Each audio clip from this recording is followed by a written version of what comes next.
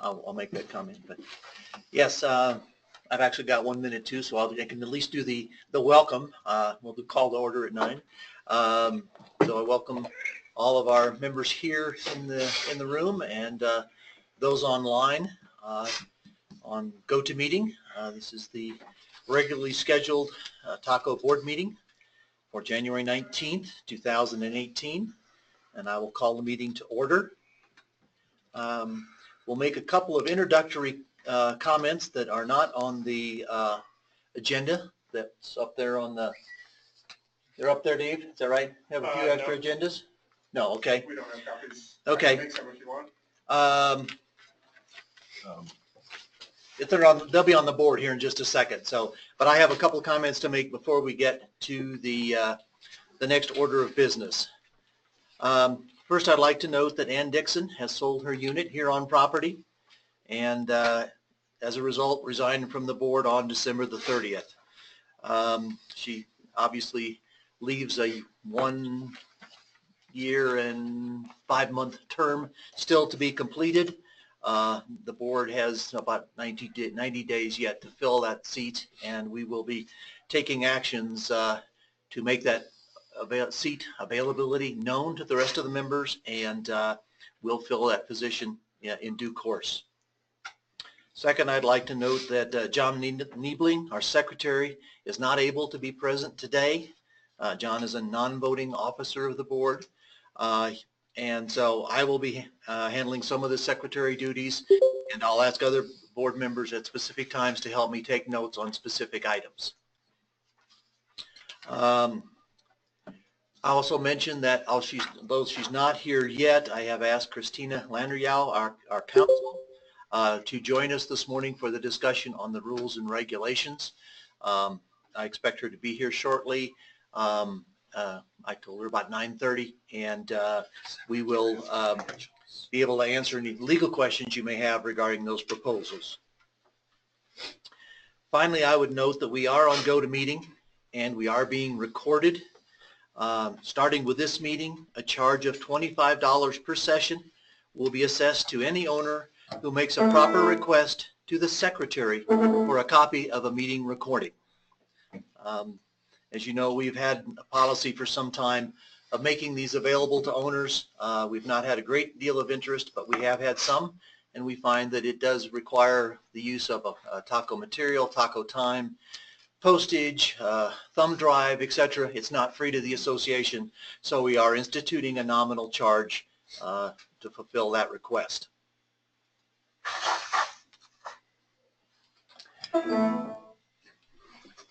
How are we doing over there, Gary? Fine. Okay. Can you give us a rough idea of how many people we do have online?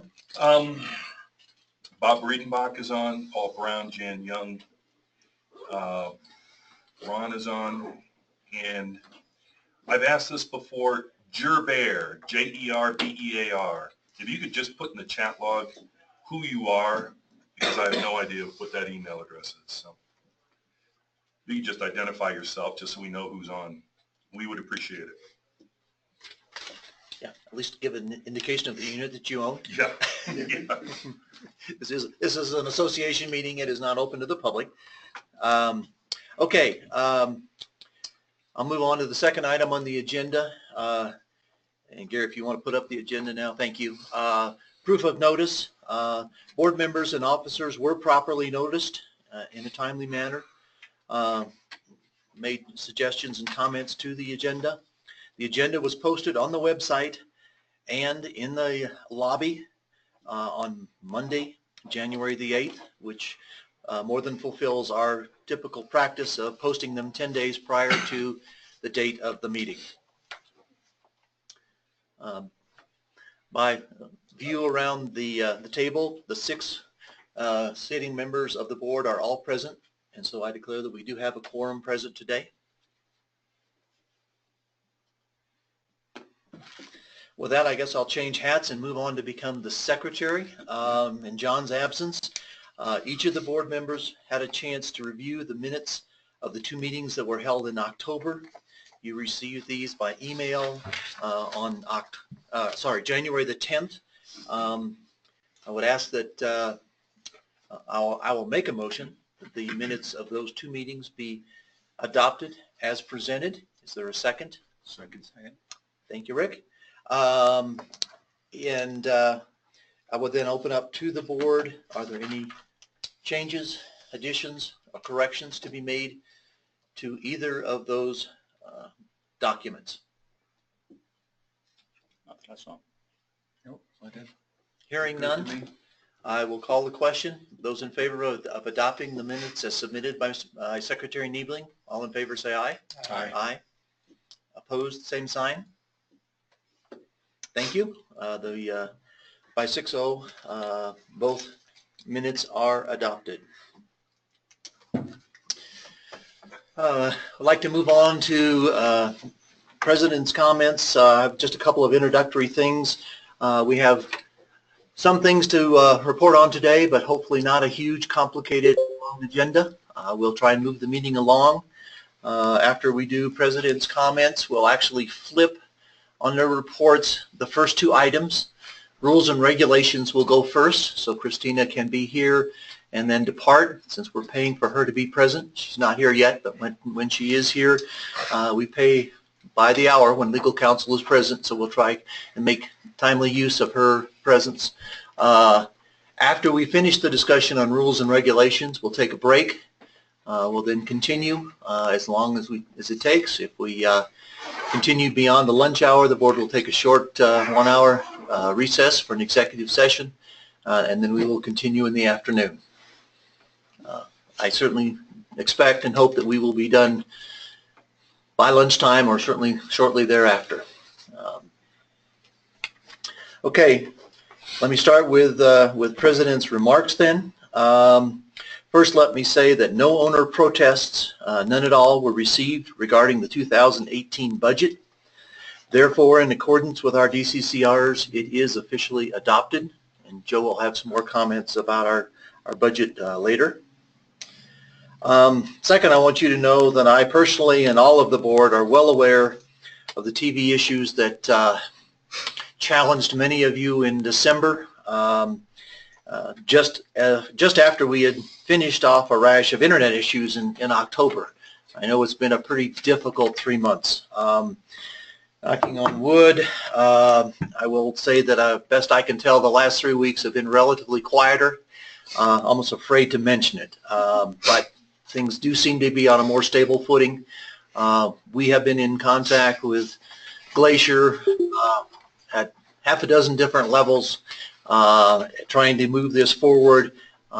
We are hopeful, as are they, that this rash of problems is behind us. I will say that the same problems we experienced, they experienced over there. So it was shared pain. Doesn't make any of us feel any better, but it certainly was not unique to our community. We have asked for credits, refunds, compensation, any word you'd like to use, multiple times with Glacier. We have been told that none is being offered and none is being given. We're continuing to ask the question, but at this point I have no prospect that a financial compensation will be forthcoming. Next item to share briefly, as of the 1st of this year, we have extended our contract with GG&L, our law firm. They have been our law firm for several years. We have fixed the price. It was at an increase of $25 an hour, but we have increased. We have locked that price in for a minimum of 2 more years. And I will say that that increase that we did accept the 1st of January was originally asked for in the middle of the year. We deferred and we deferred and we deferred. The last time we actually had an increase in fees from our attorney was 4 years ago. So I hate to see the increase. On the other hand, I understand that, like everybody else, costs are going up. And that is reflected in our budget that was presented in October and has now been approved. Next item of business, the board is working actively with legal counsel on a land swap that was incorporated within the club agreement that we voted to approve last fall. You may remember one provision suggested that we would trade approximately 4 parking spaces on the get this right, on the south end of our property, just literally to the south of our front door. And we would trade that for approximately a little over 2.2 acres, a little over 2/10 of an acre on the north end of our building. For those of you who've been here a while, that used to be the golf tee box. But that process is working its way through the legal and surveying and whatever. And at some point you will probably the next time, well, in the spring when you get here, there will be 4 parking spaces over there. 1 will be a handicap space, 3 will be regular parking spaces, and I suspect you'll see a sign that say these are for Glacier employees and real estate customers or something like that. And so don't be shocked when you see that small sign. We are doing a land swap to affect that. And with that, I don't have anything else to report of general interest on the nature of our activity, so I'll turn the floor over to Ron, our Chair of Rules and Regulations. Good morning. I guess we need a motion here. I'd like to make a motion that with approval by legal, the board adopts the revised rules and regulations and service animal policy. Second. Okay. Thank you. Start with maybe a little bit of background and then whichever document you want to go through. We'll start with the rules and regulations. How's that for a good start? I guess about maybe 2 months ago, we realized that we had some issues with our rules and regulations, our current rules and regulations. And as with anything else, you need to go back and refresh them, update them, and make sure that they are appropriate for the current time. So we went ahead and worked with our legal counsel and wanted to make sure first off that the rules that we're hoping to abide by are legal, obviously, and then wanted to get some feedback from them as well on some of the other issues that have come up recently with vehicles, and then we've got the service animal policy ties into rules and regulations as well. So we wanted to make sure that we had a packet of information that was going to be workable for everyone, realizing again that we don't live, in a house and we can just, pretty much do what we need to do. We have a community here, and so we have to share things with other people and spaces with other people and that type of thing. So as we go through this, keep in mind that these are, again, really designed for a community. And after we got started, we put on the website, hopefully you've looked at this already, we put on the website our current rules and regulations, and then also the recommended changes that were made. Then we asked for feedback from people with their suggestions, and I want to thank those people who did submit feedback. Had a lot of good discussion. A lot of it was really trying to get things a little tighter and a little more well-defined than what we previously had. But again, for those people that submitted input, I thank you again. So today we're here to have the board look over the same information, and then we'll make a vote at some point, and then move forward from there. So looking at the rules and regulations, what I'd like to just go through the areas that are recommended to be changed. If you're hopefully aware of the rules and regulations, we have 24 different areas, and there's no sense in going through those that have not changed, so I'll just hit the areas that have changed. The first one, we went ahead and put a section in for requests for service. This is kind of a, most of this thing we'll just call the desk, and then, that's all you have to do. But we had some feedback from people that said they didn't know who to call if they had an issue here, or if there was an issue with a renter or some other things that come up. There was some questions to who to call. So we put a section in here, just a short section, about who to call for maintenance, who to call for other issues. So we've got maintenance listed. We've got the front desk listed as well. So again, just to give a little bit of clarity to people that may not know who to call and at what time. So that actually is number 1 on our list now. Request for service. Front decks, we made no changes there. Rear decks, no changes. Pets, we left pretty much the policy as it is, but we've added a section in there concerning the service animals, and we'll have some additional discussion on that when Christina gets here. But other than that, there's been no change. Approved storage, no change. Exterior decor, no change. Building alterations, no change. Noise and odors, no change. Garbage, no change. Parking. Just a few changes. Parking is always a hot topic.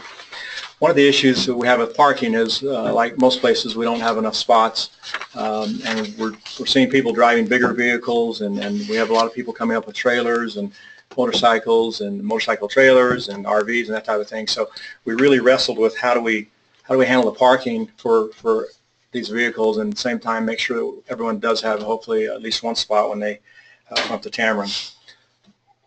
So what we have proposed is the occupants, tenants, and renters can have one vehicle per licensed driver with a maximum of 2 vehicles per unit. Looking at trailers and snowmobiles and boats and recreational vehicles, we're going to recommend charging a daily fee of $25 for those vehicles at designated parking locations. And again, this we'll have to tweak this out. We may have to make some other adjustments, but we're hoping to have designated parking areas for people when they come up.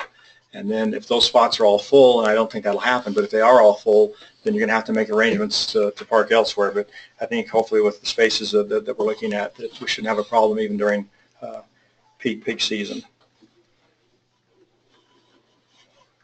We have a ongoing problem with storage of vehicles. We've had several vehicles up here for a year and a half, and legally after 30 days, the vehicle is classified as abandoned. We've had some interesting situations where people have called a year, maybe a year and a half later, and wonder where's my car at. Well, we don't run storage operations here, and we certainly don't have room to keep people's cars for a year and a half, 2 years. So we'll continue to work with those people and their vehicles, but we're hoping to get the process in place where we can get the vehicle towed off of Tamron property, and then there's some other options as to which way we go. We can either let the tow company take care of the vehicle. We could change the title over and sell the vehicle and get some money back, whatever. But I think the main point is to try to get the vehicle off the property, because we don't have enough spaces to have a bunch of storage issues with people that have left vehicles here. And we've had motorcycles. We've had nice cars. What's the last one? Was it 2015? 2015 Ford. What was it, Dave? It's a Jeep. Just Jeep. Jeep. Yeah. Okay. So, Jeep Patriot. Yeah. I don't know about you all, but I don't trade cars in that quick usually. And you want to, if you're going to trade it in, take it to the dealership and trade it in. Why you would leave it parked somewhere? But anyway, so we'll work on that. But if you observe a vehicle that doesn't move ever and has been there for any length of time, then certainly give us a call and we'll look into that. But want to make sure people realize that you just can't leave vehicles here for that extended period of time. Well, in this case, yeah, we were trying to pave the parking lot. Sure. This vehicle will sit right in the middle, and we couldn't get the work done that we needed to do for the maintenance for our own property. And it happened to be a renter. So, I mean, the weirdest things happen here, and they spend way too many hours of our time and our money chasing down loose ends. And what we're trying to do is just clean that up a little bit. Make owners more responsible for themselves and their tenants. We've also added an additional section for loading and unloading of vehicles, realizing obviously that people moving in or people that may come up with an RV and want to move some stuff in or out of their unit need obviously a space and time to make that move. But again, we don't want to have a bunch of U-Hauls and other large vehicles. So that's in here as well, where you got 48 hours to get your loading and unloading done, and then in the evening and after hours, you need to move the vehicle back to a proper parking space, because we don't want to have vehicles near front doors, blocking other people or blocking sidewalks, that type of thing. So we wanted to try to address that issue and again make it friendly for everybody. Commercial vehicles, obviously we have projects going on here, and so we'll have those vehicles coordinate with maintenance on where they can park. They'll be marked as well with a decal, and again, the vehicles that need to be here with an associated project, not just having someone come up here and parking commercial vehicles. So again, maintenance will manage that process. Grilling, no changes there. Doorways and access ways, no changes there. Service centers, no changes. No access areas, no changes. TV, cable, phone, made just a minor change in there. Those 3 services will be provided by the association. Planting, no changes. Tennis gas, no changes. Toys, no changes. Signs, no changes. Hazardous materials, no changes. Smoking, no changes. Actually, let me just jump at, Sure. just the one thing on planting that changed is we Oh, previously yeah. had a reference to a landscaping committee. Yeah. We have not had a landscaping committee for several years, basically because we have no volunteers to staff it. If anybody here has an interest in serving on the landscaping committee, the board would certainly consider reinstituting it. I think it's great that we manage our own property, not leaving it to our maintenance staff. As owners, we should have some buy-in to our community, and would love to see owners take part in something like this. Anybody has any interest, see me after the meeting.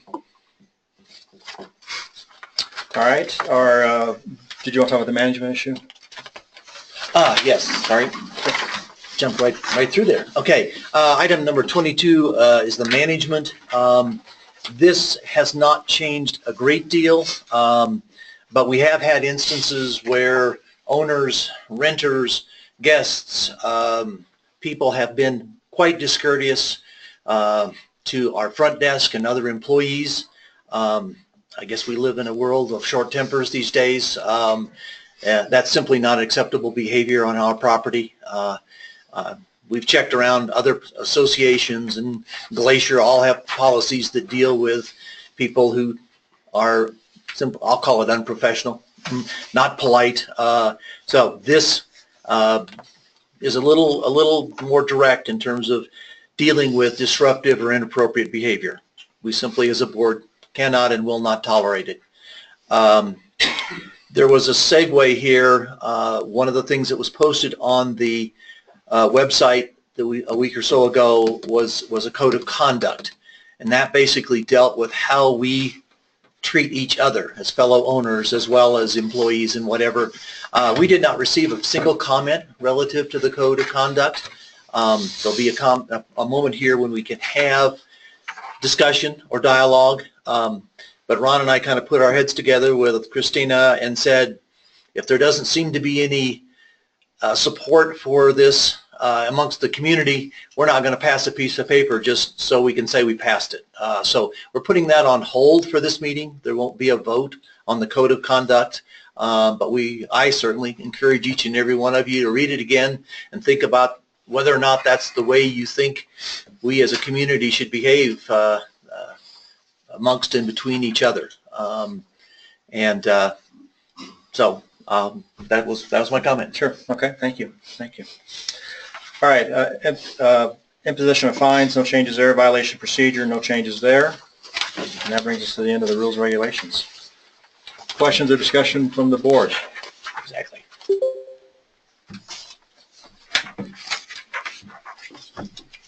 No questions or discussion? Wow. Hearing none, let's open it up first to the folks. Joe? I guess I'm in between. You're in between, but I'll open it up to folks in the room, and Gary, if you can look for folks to start submitting written comments. This goes back to parking and vehicles and such.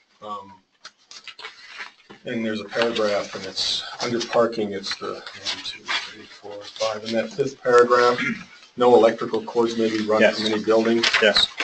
Okay, I've recently been digging deep into Iowa and Colorado statutes, and I know we've had this question come up before, but we've never had a request for it. Electric cars and charging stations. HOAs cannot disallow charging stations. Okay. Either to be installed on their unit, Right. or, so if they install it, if someone does have an electric car and they want to install a charging station, they would have to install it at their unit, which means they would have to run a cord to charge the car. Yeah, and when Christina and I talked about this, one of the issues was the safety issue, and if you've got cords running every which way and then it snowed and people are walking and someone trips or falls, those issues certainly I think are real. What we probably need to look into is if we're going to have charging stations and have them set up out in the parking lot. So when you pull up, the charging station's right there and you plug your vehicle in and that's it. I think the issue of having the plugs go to their residence, and then how do you get it inside, or is it outside, and then, The HOA doesn't have to provide Provide it. it, right. This would be at the owner's expense. Right. And that would then require a So that's, I mean, like I said, we haven't had, architectural review committee. we haven't et actually cetera. had a request for it yet, yeah, but right. when it comes, Is that not, we'll have to deal with it. is that not something that we could take responsibility for, and then, Yeah, I would think we'd want to put it at a service center if the Yeah. request Well- comes in. We don't want 5 or 6 of these things scattered all over the place. Yeah, So, Right. and I would according to Kiowa, that could be allowed. yeah, no, I'm sure. But I also would suggest that, somebody who really wants to have one, maybe wants to buy one and have it installed and then donate it to Taco for, certainly there is no, as you say, Joe, there's no obligation on the part of the association to make this available. Or to provide the Space. electric power for it either. well, and we want to make sure that the power is going to the person, whose car is being charged, and that was one of the other issues that came up, talking with Christina, is how do you manage this? I mean, I wonder if there's charging stations that you could put a credit card in and it gives you a couple of hours and you pay for it. yeah. I bet you there's something like that out there. Yeah, Well, we know there are free ones downtown. At the In the grocery stores and. The transportation center. It's got Yeah. like 8 of them there, Yeah. right across from the farmer's I know in market. Phoenix, all the grocery stores have a couple of spots. They're coming, but Yeah. but I think that's what we need to look at, is having a designated spot versus me parking my car, running my cord, Yeah. all, No, I around, I fully agree. I just just from a liability standpoint. brought it up Absolutely. because it's there. The last time I saw one, it extended more than 300 yards. Yeah, that's, It was from one end of Pinecone to the other because that was the only outside parking, or the Sure. only outside plug they could find. all right. So you're recommending that, I'm not recommending a change at this Okay. time. I mean, just so we're We aware, cross that bridge when it gets there. it's something that we need to well, be ready for when it comes up. and that's why it may be in our best interest to go ahead and take some responsibility for that, and then like you said, go ahead and put charging stations in, and if we have to charge for them, whatever, that's an option, but it'd be something that we would manage versus having, you pull up with your cord or your car, and Yeah, I don't know how that would, I guess that would be a reasonable alternative, Yeah. but Kiowa states that Right. you cannot deny an owner the right to install a charging station on their unit. Right. Can't do it. Now, if you come up with a reasonable alternative to that, I suppose that probably works. which I think we did, and that would take away some of the issues that come up. Because if you look at a lot of the units, my front door may be on the back side of the unit, my car's going to be out in the parking lot. I mean, imagine running the cord. Yeah, I know, it'd be messy. Yeah, Yeah. and No, somebody gets agreed, electrocuted or, agreed. Yeah. so, okay. Yeah. Well, I'll make a note of that. Ron, I see you, but Gary, I'm going to give you a chance, one remotely first, and then I'll come back to Ron. I don't think we have any, Okay, except for Ron's. okay. Then Ron, you have the floor. Okay, I'll repeat then. Sorry, Ron Hyman, 504-505. Question, basically. There are 2 different versions of this, very similar, posted on the internet. Which are you discussing today? Which are you getting ready to pass? The ones on the internet There are 2 on the internet. should, At least 2. Yeah, but one of them is the owner's suggestions. right, But the one that you sent me 2 days ago? that's the latest one. That's the, Okay. yeah, that's the latest one, and that is the first link on that page. The one that says proposed amendments to 2017 by legal. Right. Yeah, they both say the same thing. So just to clarify, the one that is on the screen displayed now is the version that you are looking to pass. Is that our 2000? Yes. Okay, yes, Subject to the terms of the motion. Understand. Secondly, and I'm very sorry that no one commented or complimented you, Eric, in your attempt to draft a code of conduct. We have a conduct code for meetings. I think is Ron did very, it, not me, thank you. no, it's team effort, I team think effort. it's very appropriate that we have a code of conduct stating our intent of how we're going to treat each other. Okay, so I would commend you for this, but I would ask you to please explain number 2.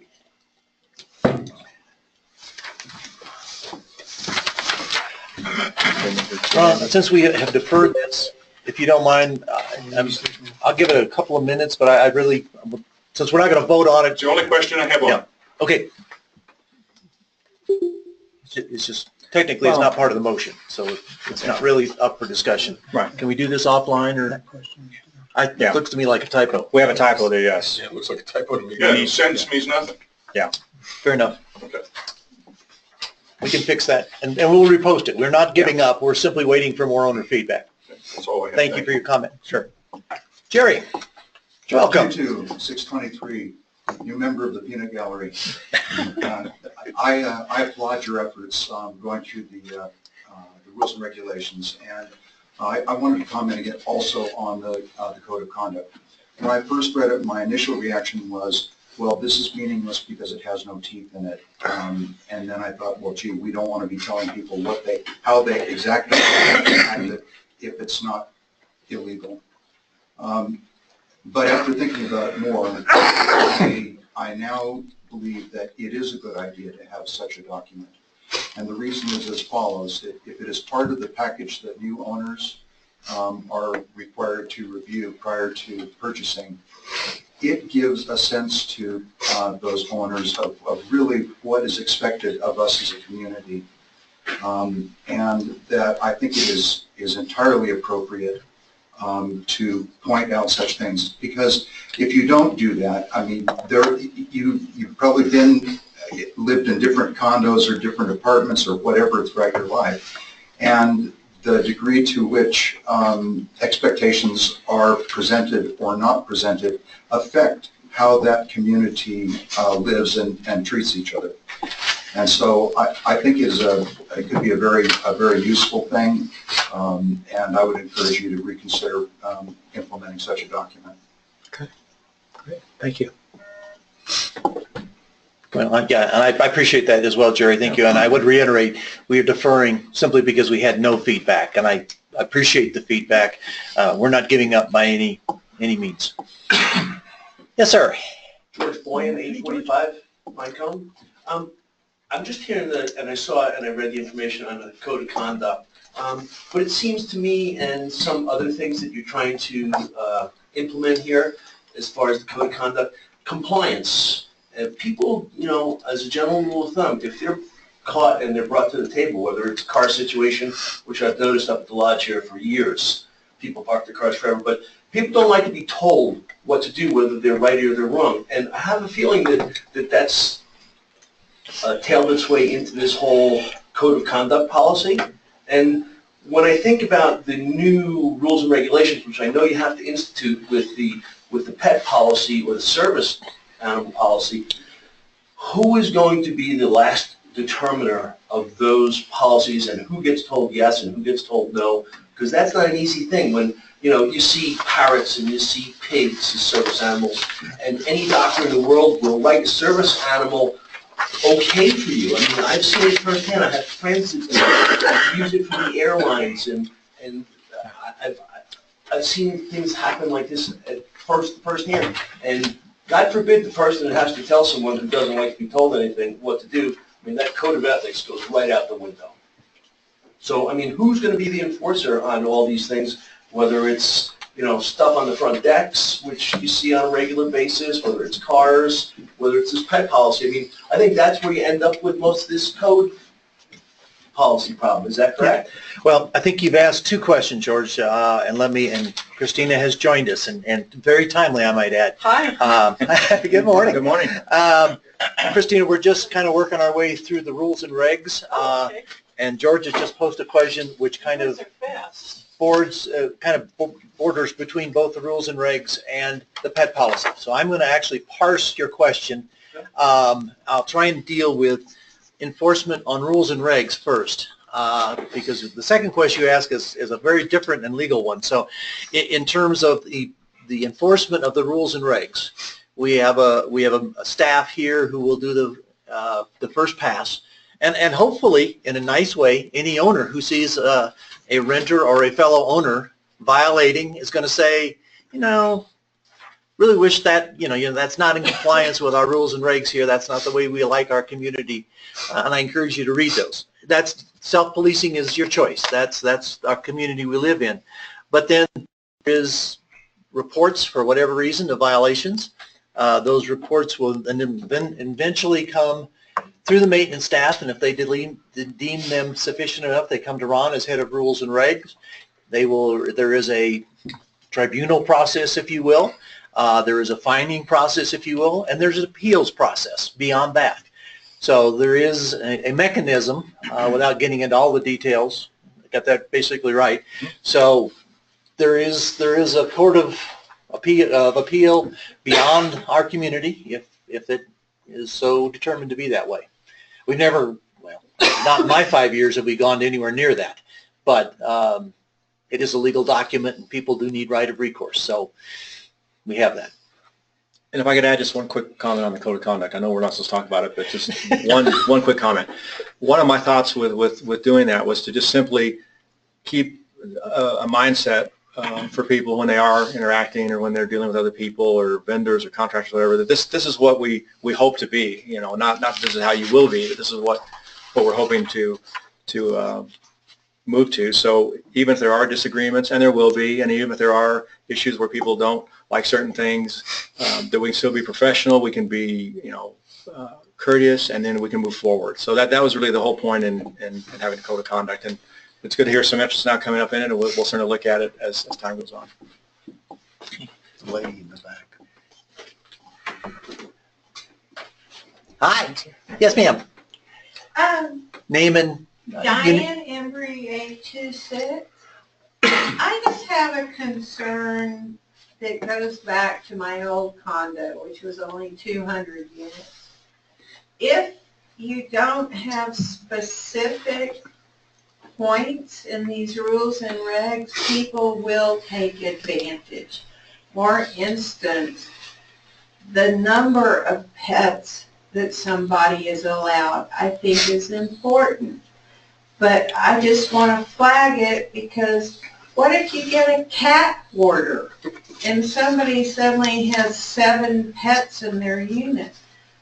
I think if you're not proactive, what happens, say you have a cat hoarder, is it has to be grandfathered when you change it. Therefore, you can't solve the issue of the person that's got 7 pets. So I don't know the legalities of such a thing, but I just want to flag it as maybe important going into the future, because you have a brighter look at humanity than I do. So well, what we've written down anyway. Yeah. So, thank you, but I just thought you might think about it. Yes, we'll think about it. And I want to thank Diane. She was one of the ones that I was looking for many proofreaders as we were working on this document, and she was gracious enough to help out and make some corrections. And so thank you, Diane, for that. And yes, we will think about the number of pets issue. I think one of the issues with that is who determines what's an appropriate number. Well, I guess the board needs Well, to. And I know counting that's heavy fish. on Yeah. shoulders, Yeah. but I'm being somewhat facetious here, Diane, but I would tell you that the violation might be an odor violation, not Right, number of that's what I pets. was thinking. Ron. Ron Hyman, 504-505. Now that Christina's here, technical question, follow up on the pet policy. We're in the rental program. We happen to be with Heather. Obviously, there are many other managers. My wife has an allergy to certain pet hairs. Are we going to be obligated to allow service animals into our unit? We're not talking about service animals yet. That's a second policy. This is just pets. Service animals are permitted as required by law. It's what you're discussing. I have Last an answer to paragraph. that one, Ron. If you're in the rental, I've already talked to Heather about it, previous to opting out of the rental program, is that she's going to determine certain units that will be pet-friendly accommodated or service-friendly accommodated. Not every unit has to be. That's great. I want a confirmation from legal. I haven't talked to Heather about it. I didn't know what she was proposing to do, but there's a valid reason to set aside units to accommodate those persons with allergies. That's acceptable. That's what she said she I was mean, going to do. the question that I can't answer for you is I don't know which units, I don't know how many, I don't know how Heather, it's her program, right? Well, it's DMR, VRBO, Yeah, Airbnb. It's- I mean, so she's gonna have to determine from a business standpoint, what makes sense? I mean, if you're gonna have 9 out of 10 units that are not, that are being set aside and not allowing service animals, that might not be worth her while. I mean, how can she comply with the law and accommodate those people with service animals if no one's gonna allow a service animal in their unit? So, Would you recommend that we get a commitment in writing from our manager? no, Okay. Thank you. Yeah, I think you can trust Heather. there will I be, just want to make sure I'm legal. first we have to deal with policy. Once we have a policy, there will be steps taken by the board and by Heather and the staff to implement the policy. And I think you're into the implementation stage. I understand your concern, but I think you're half a lap ahead of us at the moment. We have to have a policy before we can start to write implementation steps. Yes, sir. Wayne Alexander, Unit 822 at Dottie and I. First, thanks, Ron, for taking a look at the rules and updating them. I know a lot of work went into that, and thank you for doing that. Thank you. Appreciate that. We've lived in communities with rules pretty much all our lives because that's what we like. We like a little structure and a little definition on what's allowed and what's not allowed. So appreciate all the effort. You mentioned, and I know you and I had some direct dialogue, but you mentioned the 48-hour provision for loading and unloading. Is that going to be inserted into the document? I don't see it there right now, but I thought we had it in there. Let me double check real quick. I didn't see it on there. I thought I had it in there. Let me quickly, hang on a second. Last paragraph.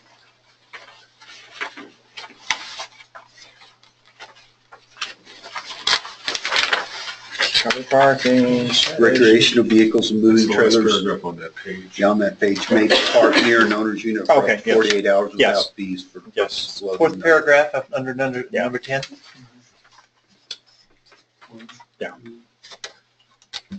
Doesn't look like that.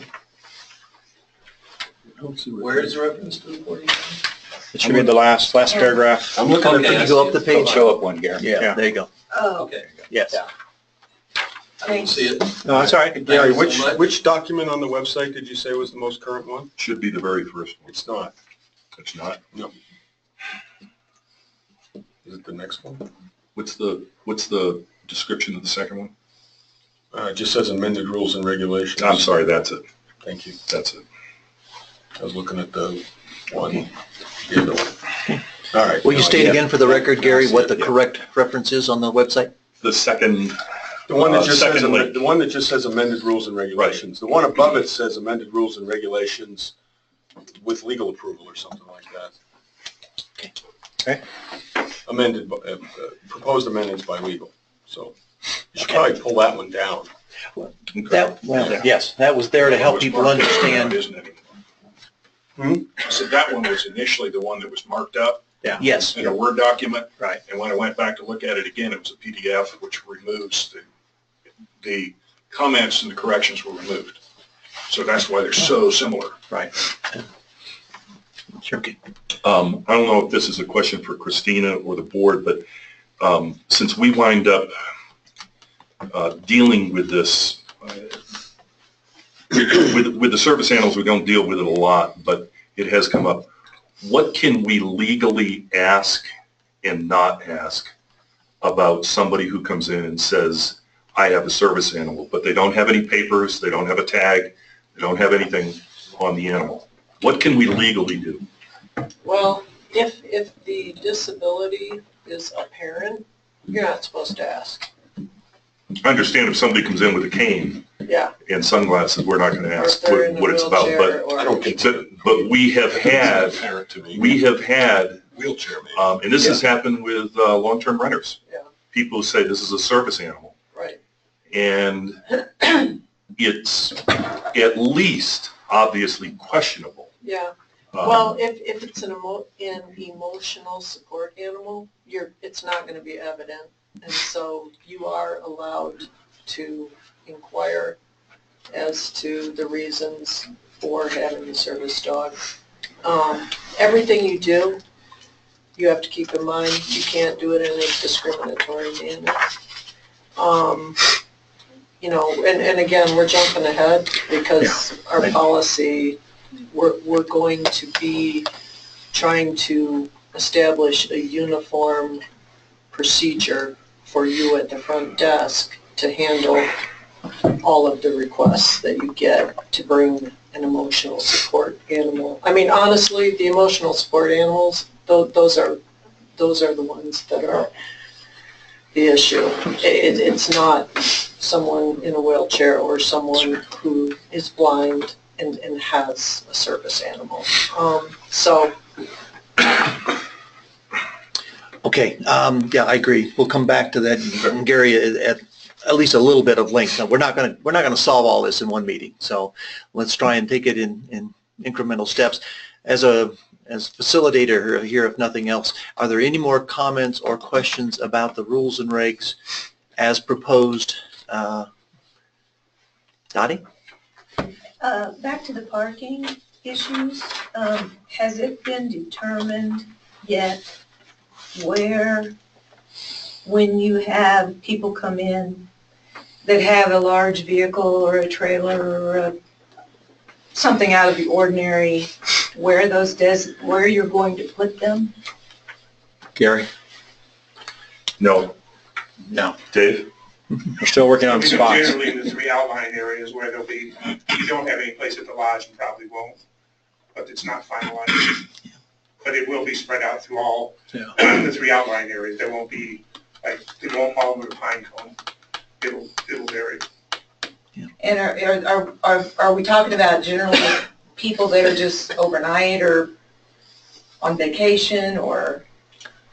Yes. I think that's the intent. You've got people that come up who want to ride their motorcycle, you know, up the $1 Million Highway. We want to be able to accommodate them because that's an important part of the rental program. Right. So that was the thought behind it. Okay. Okay, since Ron has made the motion as one combined motion, I'm going to go ahead and change the discussion then to the question of our reasonable accommodation policy, which otherwise people will call service animals, emotional animals, whatever. But the reason this is on the agenda today is because by law, any facility which has a rental program has to accommodate with federal law. And today I don't believe we're fully in compliance with that. I don't think we're prepared or staffed to deal with a legitimate question that comes to our front door. I wouldn't want to be a staff member who would have to answer that question. And so we're trying to get caught up, shall I say. Ron, you want to walk us through real quickly the document? And then I would ask that Christina, if you will maybe just give us the legal foundation for the policy that we're proposing today. I know there are going to be lots of questions. I imagine everybody here has an opinion about the law and how it should be interpreted. I can tell you those are all worth nothing. I tried multiple times to understand. There are more questions about the law, frankly, than there are answers, and I think Christina would probably second that in spades. Especially the emotional support animals, that's an evolving, it's totally evolving. Yeah. Yeah, Well, what I can tell you is most recently American Airlines just lost a big lawsuit because they refused to find a space for some sort of pig, right? Yeah. So we haven't got any money to lose any lawsuits over this issue. We've got to get compliant. So Ron, take. All right.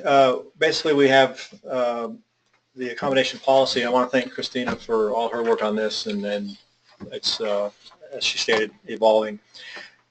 And Christina, as I'm going through this, I certainly rely on your judgment if we're going down the wrong path, but if I'm going down the wrong path. But my understanding is that the policy that we have here in front of you is obviously legal based, and as time goes on and there are changes, and I think as Christina mentioned, a lot of this is going on in the courts and will not be decided until it goes to court. So this document may change as time goes on. But I think for the time being, as we have up here, it's a reasonable accommodation policy. So this is what we'll use as of today to work with.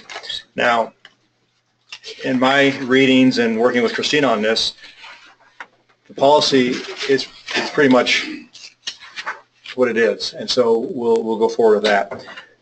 The important part of all this is documentation, and so we have 2 additional forms here attached to the policy, and we've got a little more flexibility on the forms. We've had some really good input from people that thought it could be maybe a little shorter, maybe a little easier to read, and so we can look at changing the form somewhat, but the forms need to support the policy, but the policy has to be in place. We don't really have a lot of flexibility on that. So as time goes on with the forms, we can modify those and change those as needed.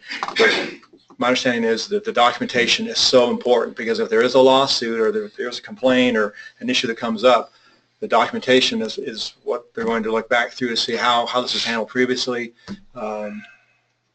As a organization, are you handling this, one way all the time, or is it being done consistently? And so the forms and documentation are so important. So we need to make sure that we've got that filled out.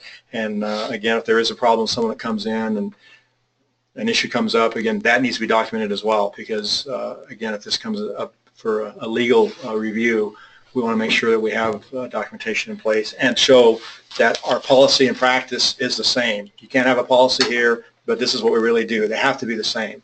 And so I think that's going to be one of our challenges. Yeah. Does that make sense? Yeah, so you're subject to the ADA and the federal housing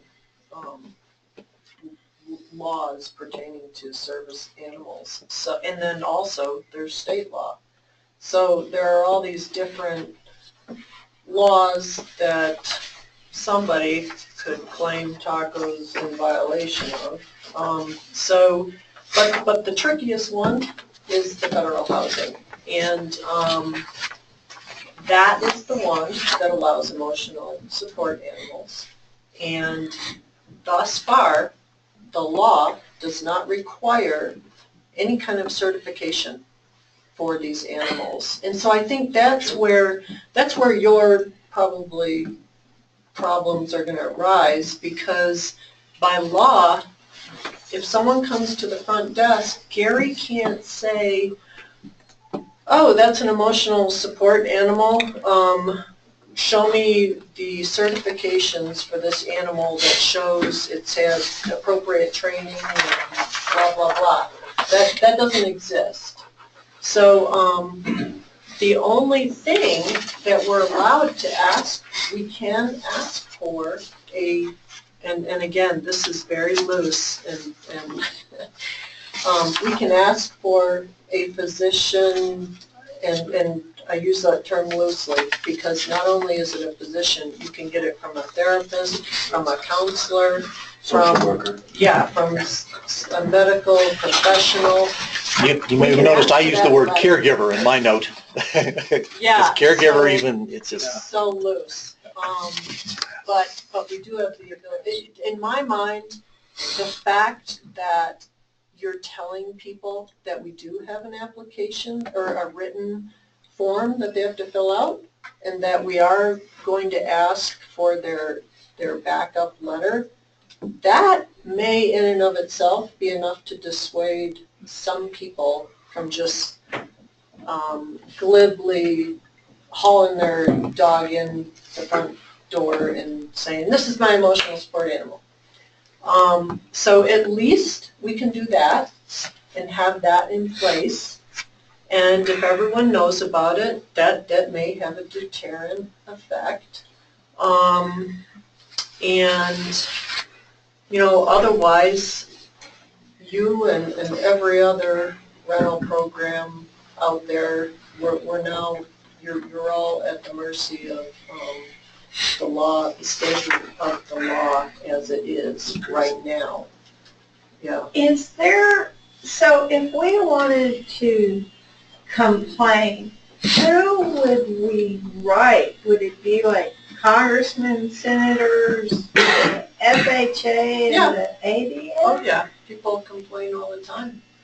I mean, it's just, I know people who go to their gynecologist and get a letter for their Yeah. It's not just Well, that the you know, and airlines it's- have it worse. It's mostly PTSD, and I don't, you know, anyone, I don't even know how you define PTSD, but, Well, there's a book, a psychology, Yeah. you know, I think what I would complain about is they need better, if they want to do this, then they have to have like a license and all, so that we know it's legal. yeah, tell your congressman. Yeah. It's not going to go away. I think the only thing you can really complain about is coming up with a process to certify. But here's what we can Okay, do, and we are doing this, notwithstanding the fact that someone may need an emotional support animal to live with them. They're still not allowed to let their dog bite people. They're not allowed to let their dog defecate all over the place, and they're not allowed to let their dog bark. And so we're still allowed to monitor and implement those regulations, so we're okay with that. That's what I was gonna suggest as far as, you can't get around this policy no matter what. Right. It is what it is, and what you can do though on the back end, I mean, I'm not even in the rental program anymore, but you can make real strict policy about defecating or urinating on Right. property. There can be hefty fines. And usually you'll find out that most of the people who have erroneous service dogs for emotional support are neither trained either. So you can do that to institute a policy that really puts some teeth into the back end of it. You know, if they mess an apartment up or a Yeah, condo well, up. you still have the ability to regulate to that extent. So, I don't know if that makes anybody feel better. I mean, you still are subject to the law as it's written. As it is. Jerry? Yeah, question for maybe Christina, and that is that in this policy as written, because the federal laws and implementation of them and interpretation are continually evolving, we have to continue to remain compliant with those laws as the interpretations change and the laws evolve.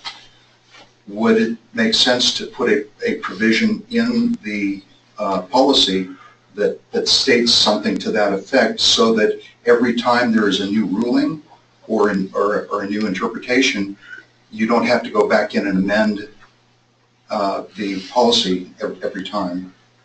Sure, we can add a sentence like that. We can do that, Jerry. What we tried to do when we drafted the policy was make it general enough so that there's a specific change in the law. Say Colorado changes their statute, which makes it a felony, no, not a felony, a misdemeanor to lie about your pet, saying it is. I mean, if they decided to change the Colorado law and make that a felony, we wouldn't have to rewrite our policy. Our policy is general enough. But I understand what you're saying, and we'll look at that. You know, I'll tell you what, right now, we're not going to be changing this because we need to make it looser. If we change it, it's because someone finally, the Justice Department finally ruled, yes, you must have certification for emotional support dogs. And then we can amend this and say, well, guess what, you know, for emotional support animals, we will be requiring that you provide us with your certification. So if it gets amended at all, it'll be because something's happened that has made this. And that might very well be in our backup forms. If I want to be a little bit picky, if there is such interpretation that has come out, but our document doesn't reflect that until the next opportunity to amend it, then what happens in that period of time, you know, if the federal laws change but our document has not changed? I think we'll probably change our document as soon as. Well, yeah, again, unless it's in violation of our policy, we can change our procedures as soon as the federal law changes. Right, but you have to do it at board meeting. Not our procedures. If- Heather could change her, we could change our forms. Application. Okay. All of a sudden, we can add a line in the application that says you will provide all certification I can assure you, if it gets stricter, we would probably call a special board meeting to get it done. Yeah, again, but if it's not in violation of the policy, I'm not, we just change our procedures and say it's still consistent with our policy.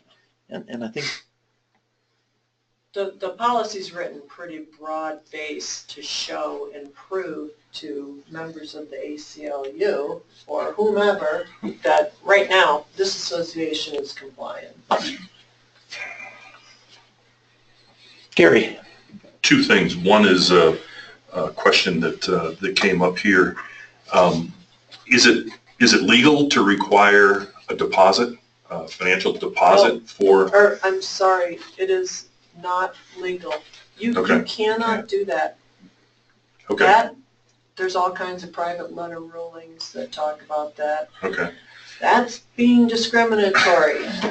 If we allowed pets in general to renters and required a deposit, would that then extend to someone with a service or emotional support Yeah. animal? I think it would. If you had a broad-based, all pets are $50. You're non-discriminatory. The suggestion here was $1,000, but. For a night. well, that would kill a rental, bro. I can look up that I question, but think you're that's not discriminatory. doing that, are you? No, you're No. not. No. It's a theoretical. I mean, you don't allow pets, so at this point, that's not an option. I own rental property in Denver, and I cannot deny a renter with a service animal. And I can't require a deposit for that service animal, even though I don't, as a policy, allow dogs in my unit. Fair Housing Act Just denies can't, that. you simply can't do it. What was the second question? The second part of this is, and this is something that I was wondering, how are we going to integrate this policy with, obviously we've got Heather, that'll be easy, but we've got a number of VRBOs, we've got DMR, we've got a variety of different rental agencies and property managers.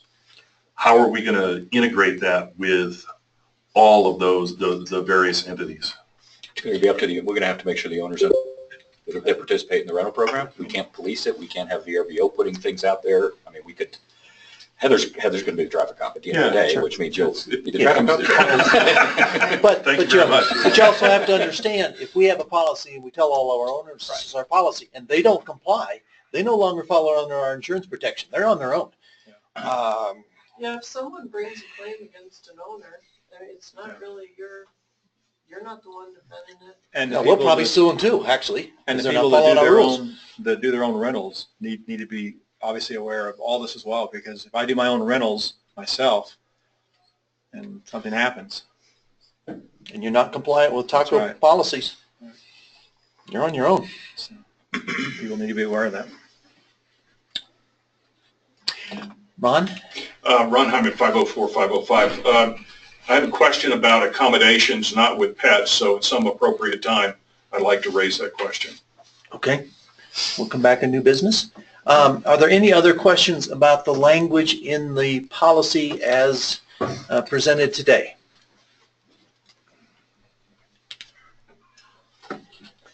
We gave you examples of forms that might be used to implement. As Ron said, those are early drafts.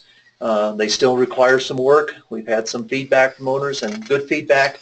But today we're simply trying to adopt a policy that will get us a lot more compliant with federal and state law as we know it exists today.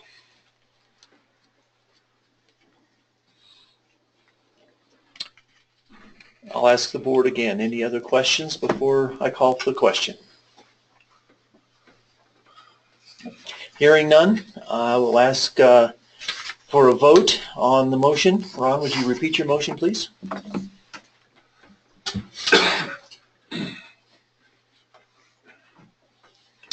I make a motion that with approval by legal, the board adopts the revised rules and regulations and service animal policy. Yeah, second again. No, I think we're good. I just again ask, everybody fully understands the motion. So we're basically adopting the policies we have in place here with a right of edit by legal counsel. Okay, all in favor say aye. Aye. Opposed, same sign. Motion passes 6-0. Will you make sure that you send a copy of that to John Niebling? Yes. I propose that we take a break for 10 minutes or so and come back and continue on the program. Need a second on that? I don't need a second. Need several seconds, I didn't right? motion, I just proposed. I know. I'm leaving the room. Joe, did you have some question about the fee? About the what? About the fee? I just, That they are liabilities and they're asking to move the pension, the management pension plan to the guaranteed program. Wow. So there's some jeopardy there. Yeah, yeah. And so many changes that have that in the area that I've been field. Listen, I can't keep up with who. Yeah, Lucent was bought by Alcatel. Right. So if you can- Yeah. Yeah, she's actually with ASI. They're completely doing away with ASI Oh, is that this right? year.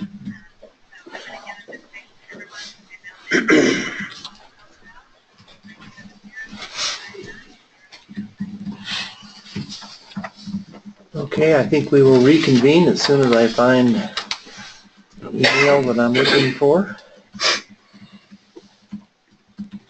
Thank you all for your comments and contributions.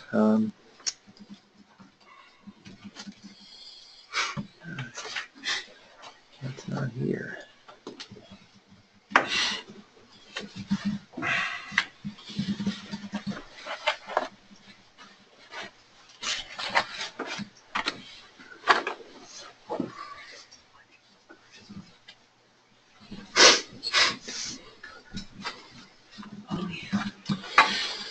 Okay, if we will then start again on our reports, having flipped the order on the first two, we'll now return to update on the amenity center to be determined.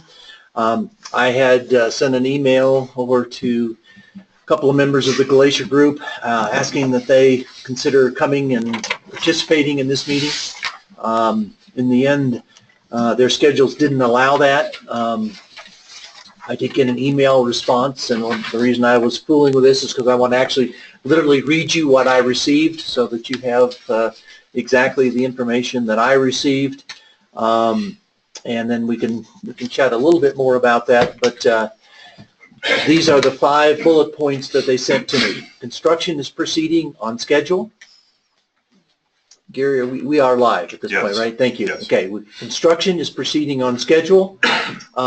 Foundations are complete.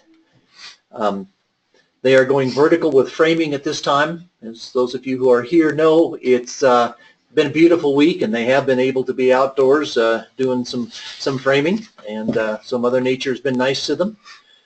Fitness equipment is being ordered for proper delivery time, and actively working on programming, including services in the spa, massage, treatment room areas. That's the summation of the report that I received. What does proper delivery time mean? Well, as you might notice, at least it jumped out at me, there's not a single date anywhere in that report. And I don't want to speculate. There is certainly a lot of discussion around the community that they may be behind schedule, and they've got a lot of work to do to catch up, let's put it that way. I don't know whether that's the case or not. There's not much we can do about it one way or another. As many of you will slightly recall from that long document that we all read and voted on months ago, there is a requirement that they complete the construction in an 18-month period. The clock on that 18-month period has started and expires, Joe, you sent me a note, December the 1st? The clock started June 1st when the document was first recorded last year, and so if you count 18 months, it's December 1st of this year. So they're well within the time frame of completing it. I don't want to start any rumors. I don't want to suggest in any way that they are not in a position to complete the project before that window closes. As they have pointed out to me in an email, they have announced that they expect to be open in Memorial Day. I got an email, Joe copied on that one, just this week saying they still expect to make that date. So my report is that things are moving okay. I certainly don't have any indication they're ahead of schedule, but Memorial Day is still the big red target for them to open at least some portion of the amenity center. And any update specific to the pool itself? Nothing specific to the pool itself. I would add that at our encouragement and with their rapid agreement, there has been a joint team formed of Glacier and Taco folks to kind of work together to get the implementation done as smoothly as possible. This is kind of a new area for us. I don't know we've actually worked jointly with Glacier in many of our transitions. Boyd is an official member of that committee, and I participate when I can. Heather as well represents her business and our rental program. And then there are 3 folks from the Glacier side. Josh, who will manage the facility, Mr. Finnegan, who's the general manager of the club in the back, and Sandy Greco, who is the finance manager, and as you can imagine, billing is a part of their overall concern. We have met. We had a good meeting, shared some information. I expect that there will be another meeting shortly. So on balance, nothing seems to be awry. We seem to be moving along. Any questions from board members? Okay, audience, do what I can. Ron? Ron Hyman, 504-505. Regarding the contract that we all agreed upon and that the completion of the construction would be at a certain date, what is your opinion, or is there a legal opinion of what that substantially means? In other words, there are a lot of pieces to this puzzle, the indoor pool, the exercise facility, the outside pool, and so forth. What parts of that would you see are mandated to be completed by that December date? I can't answer that from memory. I will tell you the mechanism is such that if they don't complete the work by December the 1st, Taco has the opportunity, not the obligation, to call upon J.P. Morgan Chase Bank and execute against a letter of credit. There are specific milestones, if that's the right word, Joe, in that letter of credit that would allow us to exercise our options. I don't remember what those are. Do you want to talk about that, Joe?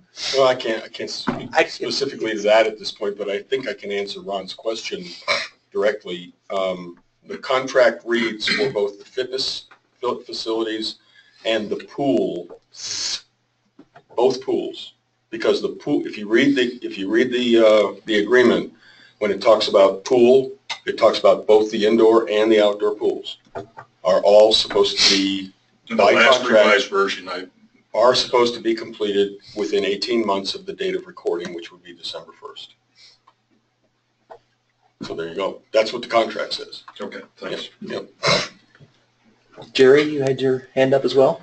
Oh, just a quick question. Did they remove those dangerous columns in the facility? You know, I've thought about that too. Or even do an engineering study.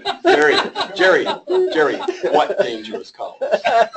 Fresh paint and they're looking good. Yeah, I haven't seen any steel work going on in there. You, Dave? No. I haven't, but I'm not over there, so. Yeah. I know they would move the outside portion, which was some of the concern. Right. But, no, I don't know. Haven't seen any. I'd be surprised if any steel is replaced in that building. Yeah. And that's what initiated all that. STDA. Well, it was a piece of it, yes. Okay, hearing no other questions, Gary, none online, let's move to Mr. Tate and the subject of Groove Entertainment. Okay, Groove in December has advised us that they will not be able to fulfill the statement of work as it was proposed in our agreement. Their reasoning is their primary subcontractor has failed to meet their obligation to Groove. Consequently, Groove has had to change their approach to meeting the terms of our agreement and now relies on cooperation with Glacier. And according to Groove, the negotiations with Glacier are being finalized. Obviously, there are aspects of the inclusion of Glacier to the overall project agreement that are not known to us, TACO, at this point, but we are actively seeking clarification from Groove. We consider the contract we have with Groove to be an active, binding contract. We do not know what modifications to our agreement may be necessary considering the inclusion of Glacier into our project's overall scope. Sorry, wish there were more information, but that's it. Okay, questions from the board first? Just out of curiosity, when they said the subcontractor didn't meet the terms, what was the subcontractor's role? CenturyLink. CenturyLink. Mhm. Okay. They were the one to bring in fiber optic cable. Voice and data. Yeah, okay. That's what I suspected. George? So is this Groove, is this part of a new TV, internet, phone system that had been bantered about for a while? No, it's a company that's headquartered in Salt Lake City. Its primary business objective is delivering direct TV capabilities to hospitality type environments. Hospitals, nursing homes, hotels, places like Cameron. So this is being looked at in lieu of the Glacier Club Yes. Yeah, the intent was to internet, replace the TV, Glacier and Club. television. We have Yes. a contract with them. We have a contract with Groove. Yeah. Our goal was to step outside of our all of our contract relationships with Glacier as it applied to those three services. Jerry? Yeah, can you guys, Jim, perhaps comment on the status in regards to negotiating with Glacier about combining the two, TACO and Glacier, and providing services to all of them together? That's the inclusion of Glacier into Groove's proposal to us. And those, we've asked a myriad of questions at this point and haven't received answers. And we just provided those questions 2 days ago. And last week, we got an email from the prime person at Groove regarding our contract and their recent negotiations and discussions with Glacier. And out of that, they gave us a framework of how things might go from what we have in our binding contract now to what would be their proposed approach to change that.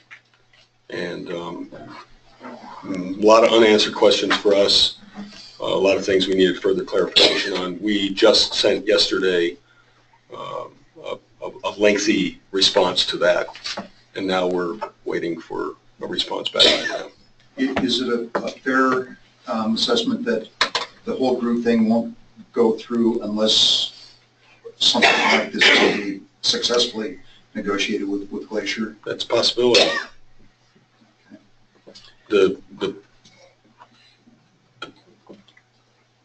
The main issue is being able to communicate between our complexes, and as you well know, the communication lines between those complexes belong to Glacier, don't belong to us. And our original contract was to put in new communication lines, fiber optic. We find out that that can't be done, and so now it's falling back to using the existing communication lines, so that's why the cooperation with Glacier has to happen. Certainly that's at the highest level of service. That's, you know, there are microwave transmitters and whatever that give a lower quality of service, something that we're not willing to entertain at this point, but it's on the horizon. And just to put this in context of maybe a bigger picture, there's been, I think, a little bit of a philosophical change at Glacier in the last year or so. They have finally come to the realization, finally is maybe the wrong word, they've come to the realization that they are not going to be all things to all of their owners. The first sign of that was they signed an agreement with the Wells Group to commingle, if you will, the marketing of their properties with Wells Group. They no longer have their own staff of real estate professionals, and that Wells agreement, as you well all know, Wells is well represented here and has been for years, and so we now have a sharing of those resources, and more importantly, Glacier has accepted the fact that they can't do everything and can't do it as well as they need to do it. This is another area where they have come to the conclusion that this is not where they want to make their money. Providing internet and TV and whatever is a service they would like to outsource. That sounds good. Question is, what happens to all of that infrastructure that they just paid to have?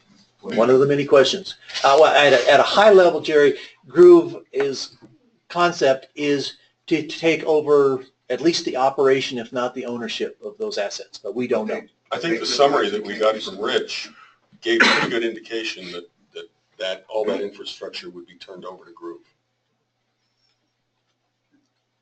I'm not certain of that. That's one of the things we asked to get clarified. Diane? So Diane, 26, could this be like a happy thing, like even costing us less than we thought before?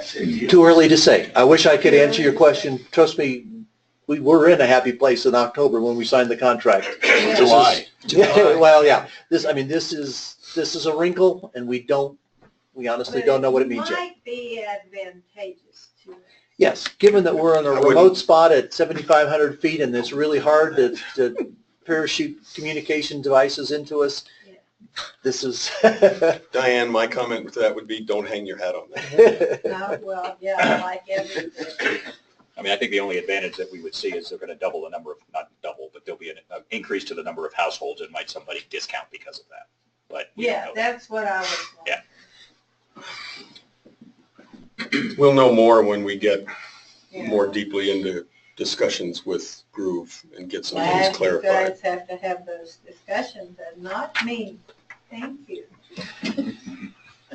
Now, I think it's fair to say that the three of us in particular are deeply disappointed that we haven't been able to deliver on what we thought was a well-negotiated contract with a respectable partner, and well, I it hasn't happened. recall back in the beginning, they wanted to piggyback on our deal. Mm-hmm. So they're getting what they want, I guess.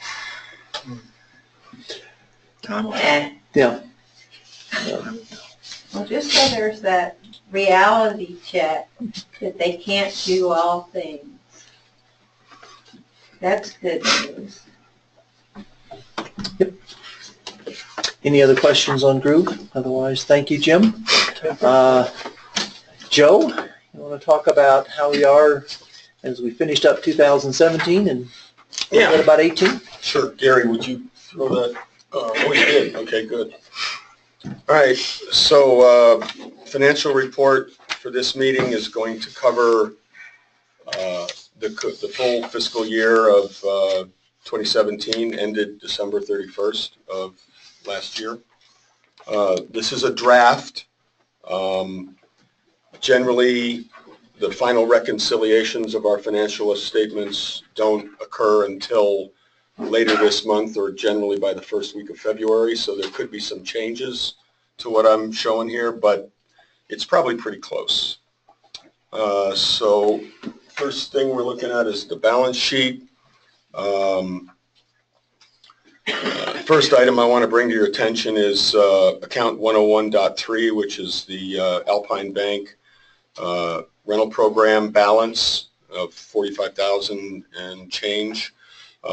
That's been an accumulating positive balance out of the rental program over the last several years. When we budgeted last year, we decided to take that money and rather than spend it on other things, to apply a portion of it over 3 years to the rental program's current budget. So a third of that will go into the rental program's budget for, there are, if you want, there's copies of this up there on the counter. Yeah, forgot to mention that. So So that money will be spread out over the next 3 years, and what that'll do is that'll relieve some of the pressure on the HOA and the rental program to, I'm sorry, the HOA and the renters themselves to fund the front desk operations, and I'll talk more about that when we get to that sheet. Looking at our money on hand, we're pretty cash flush right now. A lot of that is because the current amount we have in our bank accounts includes, we're on an accrual basis, so it includes first quarter assessments. That's why our accounts receivable looks so high. Back up above in our capital accounts and our reserve accounts, we currently have $666,000 and change in reserves. Currently, $200,000 and change of that is in account 107, which is in the First Internet Bank of Indiana. This money was transferred from the Bank of the San Juans sometime last year during the fourth quarter, Jerry? Fourth quarter? When did you actually open that account? It was right around the time of the annual meeting. Okay, so we're in September. So what we did was we're in a program where we're looking to put our reserves in places where there's going to be at least some gain. We don't want to put them in high risk, like equities and things like that. So this is a chain of CDs, and right now that's going to be earning about $134 a month. I know that doesn't sound like much for $200,000, but you all know the interest rates are still low. By comparison, the total balance of our reserves that was in the Bank of San Juan's last year only earned about $835. So I expect we're going to at least double that this year.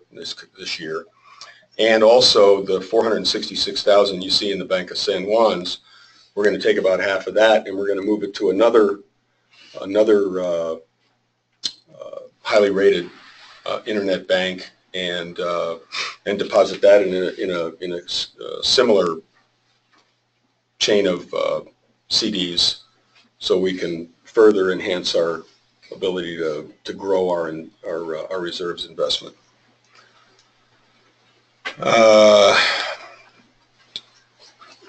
Don't really have much of anything else to talk about on the balance sheet. I'll ask for questions after, so if you do have any questions, I can come back to that. Next page is the income statement. Go to the top of that one, Gary. Yep. Okay. So the top grouping here, is there any way to, well, I guess it's hard to see, so you don't want to scrunch it down too much. Those of you that have these sheets, you can follow a little easier, I think. So assessment fees, account 400, a little bit higher than budget, so that's looking pretty good. 404 maintenance revenue is well under budget. This has kind of been expected because the maintenance department spent quite a bit of time in support of the pool and fitness facility, and of course the pool and fitness fund would have then put money into this maintenance revenue account to cover those costs because we took care of the pool on a regular basis. So that lowered the amount of maintenance revenue that we were able to garner, and consequently our budget for that account is going to be less for next year. Let's see, service and collection fees are lower than budget. This is good because what that means is we're having less problems with owner delinquencies, which results in these late penalties and interest on owner accounts. Item 417, this is an owner's request to the HOA to reallocate the boundaries of his unit as prescribed in Article 16 of our declarations. And this is the legal fees allocated to that effort that we didn't budget for, but it's there. So that's showing as a negative revenue right now because this owner has been billed for that. Transfer fees, had a good year selling condominiums, so there were a lot more transfer fees than we had budgeted for. I think almost 50 units changed hands this year, and I think our transfer fee is $250 or $300 a pop. So, I don't remember off the top of my head. It's 300. Is it 300? Yeah. We've had a lot of activity this year. Yep. The mailbox assessments, that covers Pinecone and the Lodge. Gamble Oak and High Point will be done next year, and we've budgeted for that for next year. So we get all the mailboxes in. So if you look at the total income down there, $2,174,000 and change, that assumes that all billed assessments now will be paid, because again, we're on the accrual basis. If you want to scroll down, Gary, into the expenses. Let's see. Assessment fees uncollectible, $32,870. This represents write-offs on two owners whose units have been liquidated and fees that were unpaid and were uncollectible. This was one owner in particular. Julie Houston, our realtor, found a way to get this unit sold in a short sale, and we got out from under this one, but of course we had to write off the money. Legal fees and consulting, way over budget, almost over double. And this is primarily due to we had two major contracts that we put together this year, and those generally require a lot of help from our legal team. One was the Groove contract that we talked about, and the other one was the pool and fitness facility agreement that we made with Glacier. In addition to that, we've had some legal matters brought by an owner, and so we've had significant legal fees involving that. Hopefully we'll get that back to normal next year, and it is what it is. I don't see anything else on the administrative expenses that bears a comment. As you can see, we're over budget, and those items above that I talked about are the reason why. So now we come down to operations expenses. There, Gary? Yeah, okay. Snow removal, that's the good news and the bad news. We got no snow, so we're not paying any money to take it away. If we'd had a nice snowy December, we would have gotten right up close to November, December, we would have gotten right up close to our budget on that, but you all know the situation there. I was just telling Dave, I was downtown and talking to our banker yesterday, and he mentioned that the old timers tell us that when it happens like this, when we get a nice lean, snowy early November, December, January, it starts snowing in February and it doesn't stop until June. So we can always hope. Hang on. No, it's supposed to start tomorrow. Yeah, supposed to get some tonight. Count 640 is well under budget. Fire sprinklers and extinguishers. We were put on notice by the fire department last year, and we budgeted in response to that they were going to be doing significant, there was a program that had been put in place, fire codes, laws, whatever it was, that required these sprinkler heads to be subjected to destructive testing. So what they would do is they would shut off the pressure to the sprinkler lines, take a sprinkler out, put a new one in, and they would do this property-wide. Don't know how big the sample size was going to be, but they were going to, they would take these back to a lab and then test them and see if they still worked like they were supposed to after being installed for years and years. But it didn't happen, so that's why we're under budget on that. It was going to be a pretty expensive testing process. Parts charged to owners is well under budget. This corresponds to the maintenance revenue thing, because if you're not buying parts and materials to do the maintenance functions, you're not covering that budget. So that does kind of relate back to the change we made a year or so ago in the plumbing, how we built for plumbing as well, right? Well, that you would think that change would have increased it. Well, there wouldn't have been parts for owners. Oh, parts for owners. You're right. Yes. You're right. Absolutely. Yes. Sorry. Thinking the wrong way. Yep. Yeah, that has an effect on it too. Yep. All right. Yeah. Okay. I don't have anything in that top section.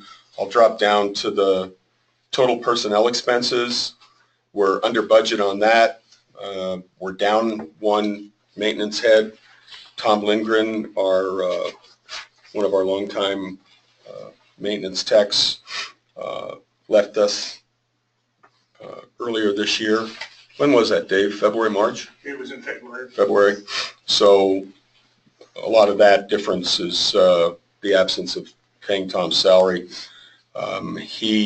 We are going to be replacing that person in 2018, but we're working on that. Haven't done it yet. Going down into utilities, don't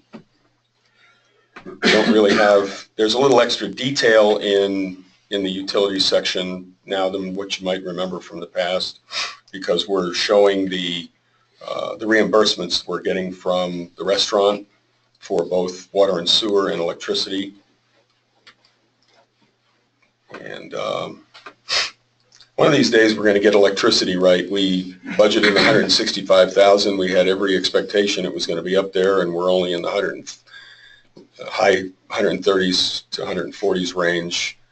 I think this may be one of the, because of the way La Plata Electric bills, this may be one of the things that gets added to before this is all reconciled. So that may come up some. Internet service is way under budget. The reason for that is we budgeted for an expected increase in internet costs when our 5-year contract with Glacier for internet service ran out August 1st. We expected that they were going to raise the rates on us. They didn't, and they haven't. And it's probably an acknowledgement that the service hasn't been all that good, and you don't charge more for something that isn't working right.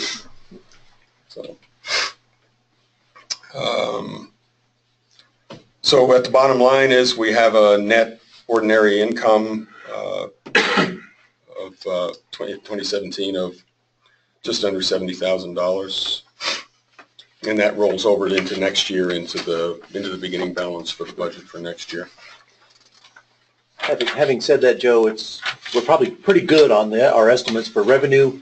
We may have some ground to fill on the expenses, so that's probably as high as it will get, and it might get smaller. Is that a fair statement? Well, I hope you want it to get smaller. I mean, you want to think that your budgeting comes out intact. The $67,000 carryover. Yeah. I don't think it's going to get any bigger than that. No, you wouldn't. Yeah. It shouldn't. Yeah. It shouldn't. Yeah. Okay, capital. Yep. All right. I talked about the mailboxes, 802. This is the cost side of that. So we didn't finish it in 2017, so we didn't spend all the money. We have budgeted for 2018 to finish up in Gamble Oak and High Point. Bat mitigation, you know, we did the lodge. We spent some money during the lodge remodel to clean up the bat mess and try to keep the bats out of the building. They got back in. And they Do they count as pets? what's that? Do they what? Do they count as pets? Service Service bat. Yeah, that's, We have to count them. yeah. So, but they're not in units, they're in the common Oh, areas. they're counted. Yeah. But a lot of this had to do with in the central tower, Dave, right? Yeah, at the upper part of the central tower, they were getting in there again. And it was pretty expensive to fix that. We had to put up some scaffolding, had to be up there for quite a while, and close off some areas and clean up some areas, and it was, I don't know, Dave, if are you gonna talk about that at all in your property report? It wasn't, but yeah, it was a special mitigation company that came in, and they're always expensive because of the struggle we had getting them out. Yeah, so we spent a lot more money on that than we thought we were going to, and as a result of that, we've got capital money in next year's budget, and we'll be planning to do that continuously, is to deal with the bats. They're here, it's the mountains. Unfunded capital expenses, the restaurant expenses, our contract calls for us to, and we probably should put some budget in here for that, but our contract with Yellow Carrot calls for us to maintain, repair equipment that we own that they're leasing, and so that's what that figure is. It's repairs to kitchen equipment, I imagine, restaurant equipment that we own.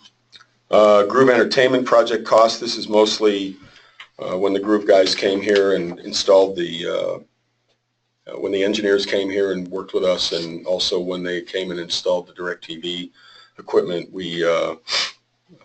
We provided rooms here in the lodge, and the HOA paid for those rooms, reimbursed the owners. And then there was some electrical work in there. And the rest of it is when we had to move the Julie Houston's office from the behind the front desk, or not behind the front desk, south of the front desk, behind the lobby, to where it is now, and then some changes to that hallway and the lobby area to get that all squared away. So that's what that is. 840, the lodge remodel contract. This, of course, is not budgeted, but this is the paying the final expenses for the lodge remodel contract earlier in the year. So if you back that out of the net income down at the bottom for the capital, the actual surplus net revenue for the capital is just a little over $40,000. Again, that goes hand in hand with the 60-something thousand that we had in the operating fund. So a total of about $100,000 on the plus side for this year. And again, that all goes into the starting balance for the 2018 budget, which we hope to balance, and then it helps to keep the dues down too. The next page is something that our accountant wanted to add to our income, add to our financial statements, and this just shows where contributions to our reserves came from for the year. We had interest income on those reserves, and unexpected revenue was a I believe that was the sale of some of the exercise equipment that was in the old pool and fitness facility. We put that directly into reserves. And then transfer of capital, this is what we budgeted last year as a contribution from last year's budget into the reserves. And those balances that's reflected in the $666,000 in reserves balances. Next page is pool and spa. As you all know, we closed the pool and fitness facility June 1st. You know what's happened after that. We took a net loss on that of $16,732, and consequently that's where that ended up, and we don't have a pool and fitness budget to deal with anymore. Last page is the rental program. I want to point out that we've always called this the rental program. We're renaming this. It's front desk / rental program because the majority of the money that's spent in this is for the front desk, which serves the entire community and not just the rental program. The only item on here that I have a comment on is the top item, 406, contribution for rental program. Last year, when we budgeted in 2016 for 2017, and knowing what was happening with the pool and how that was going to affect at that time there was the knowledge that we were going to be renovating the pool, and it was going to be shut down for a while, and that was going to affect the rental program. Well, of course that didn't happen, but Heather's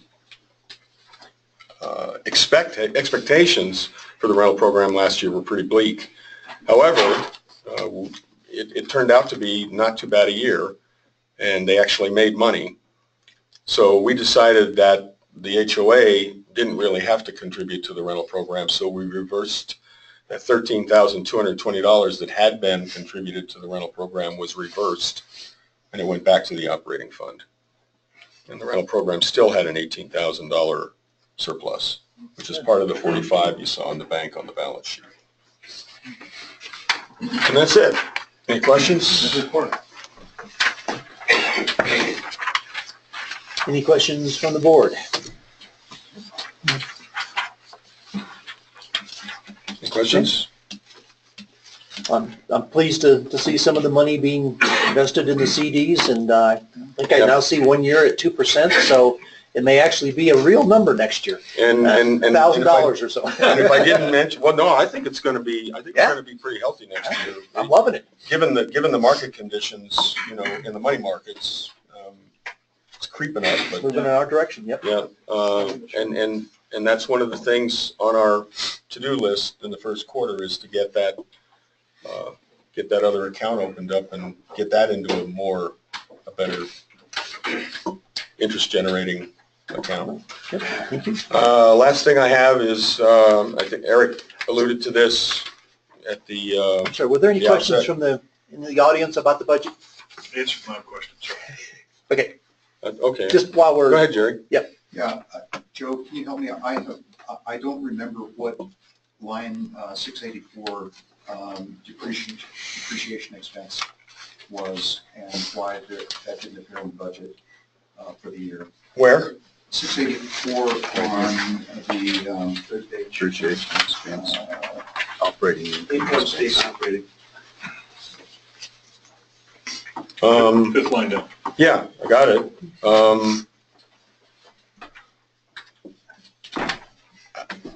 I'll have to get back to you. Okay. I'm not sure what that's, unless that's just general depreciation of our, if you look on our fixed assets, sure. There's accumulated depreciation 164. Right. But I just didn't remember that was an item that had appeared every year on the budget, so that just kind of jumped out at me. I may not be. I'll ask our accountant to get back to you. I think we do still depreciate our what I'll call the workout room equipment, and since we closed it, they may have written it off. I bet that's it. I bet that's what it is. It's about the right number. But Okay.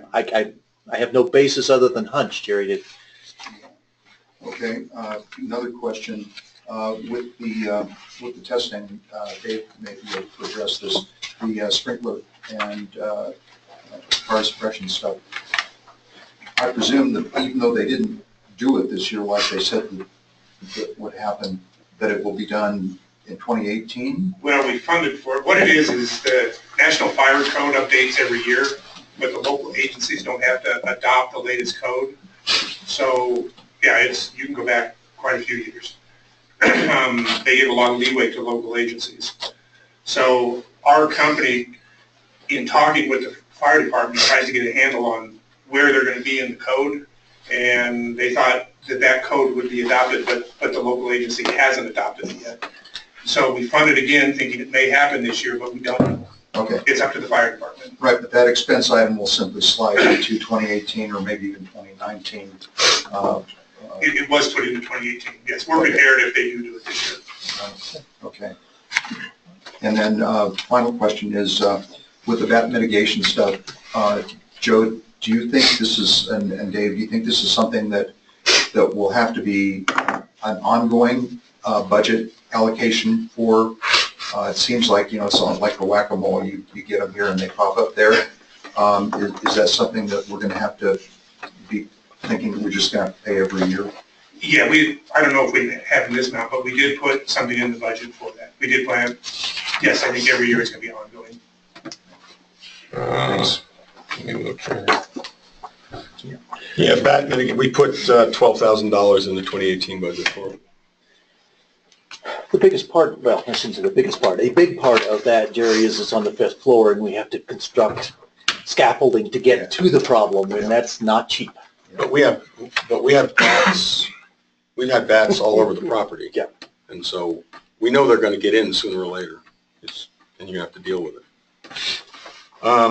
Last thing, and as I said, Eric alluded to this, as prescribed in the bylaws, after the board budgeted did the 2018 budget, this year's budget, in late October.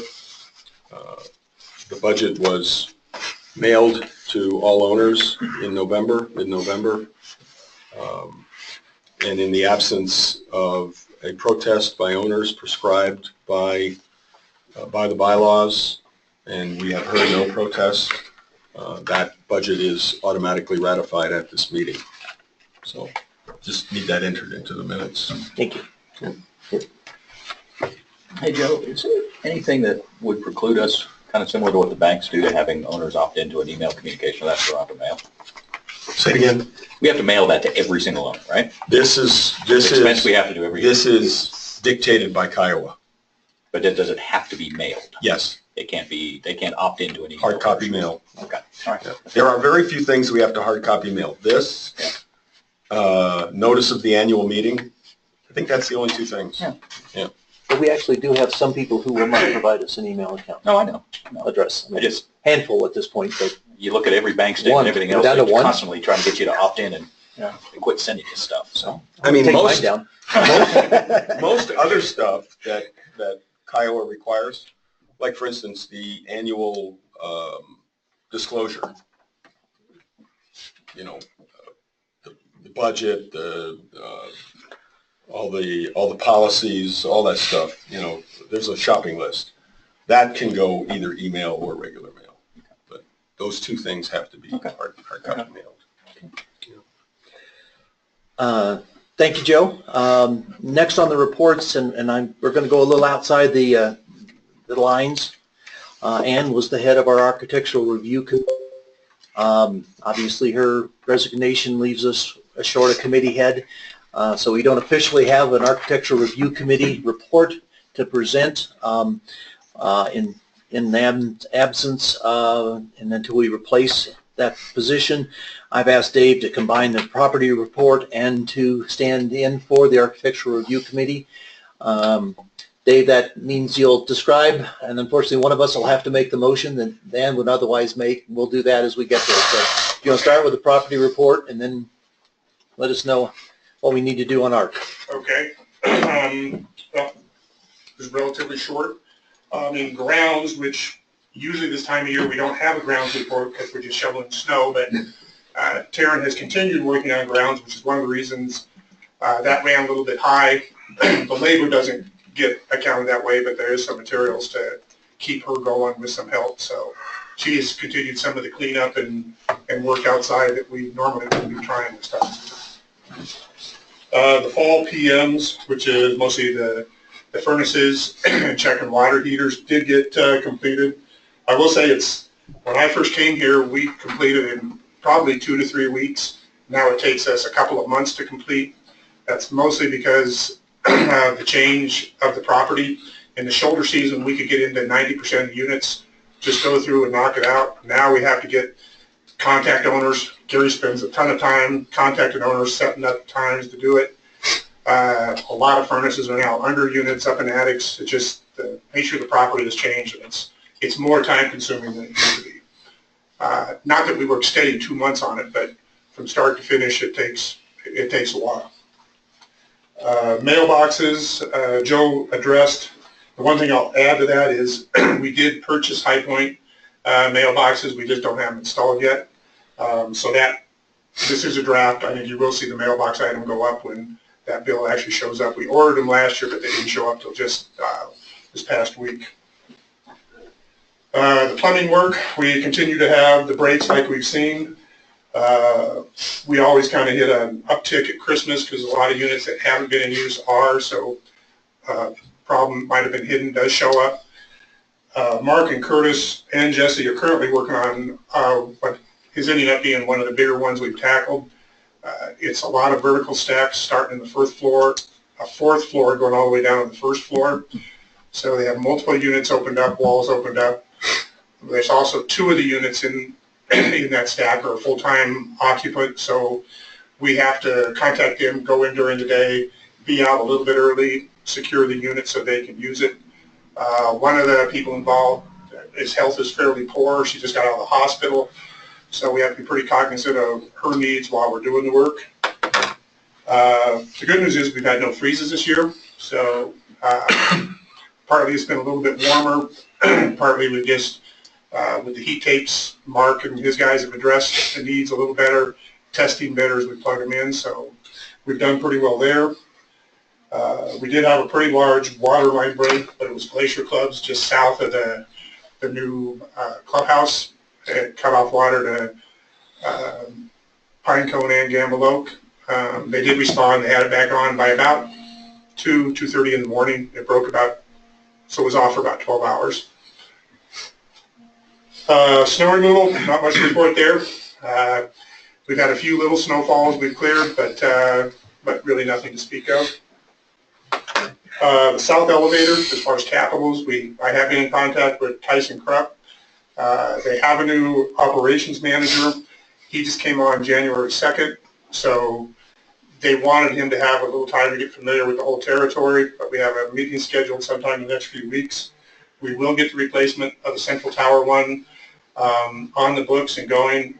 I'm guessing where we're at right now that the actual replacement won't happen until the fall, because we will have to shut down the elevator for probably at least 4 to 5 weeks, and we don't want to do that over the summer, and we probably don't have the time to be ready in the spring. So, but that is upcoming.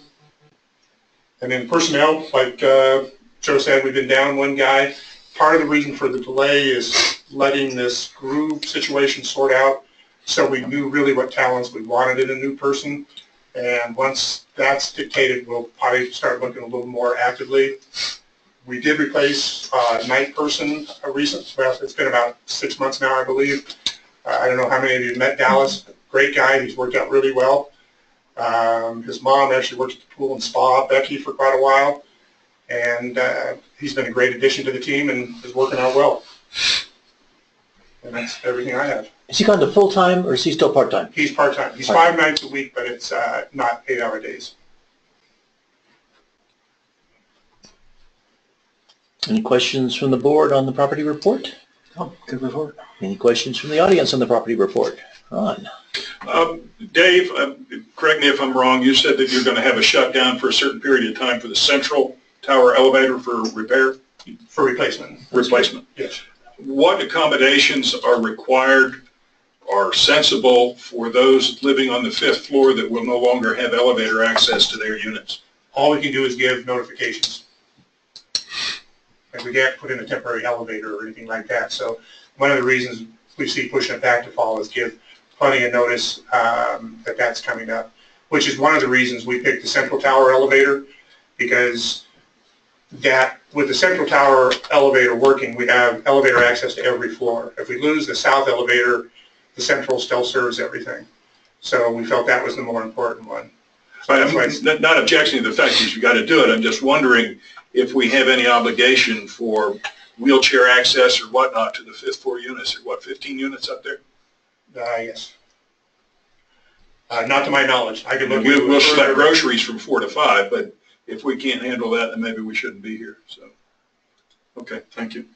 I mean, if there's some sort of an emergency, somebody showed up, and we've had to do that at the pool where we've actually had to carry somebody in a wheelchair up a flight of stairs, but we certainly wouldn't want somebody staying up there for an extended period. And currently, we don't have that. In shoulder season, actually, the 5th floor is one of our less occupied areas. Good. Dave, what's the elapsed time on the elevator redo? How long will it be shut down? Yeah. 4 to 6 weeks. So it makes sense to do it in the shoulder season. Yeah. There'd be less people here. Okay, architectural review. Okay. There were 3 things on the list. 2 of them, there are really no handouts, so I can just describe those.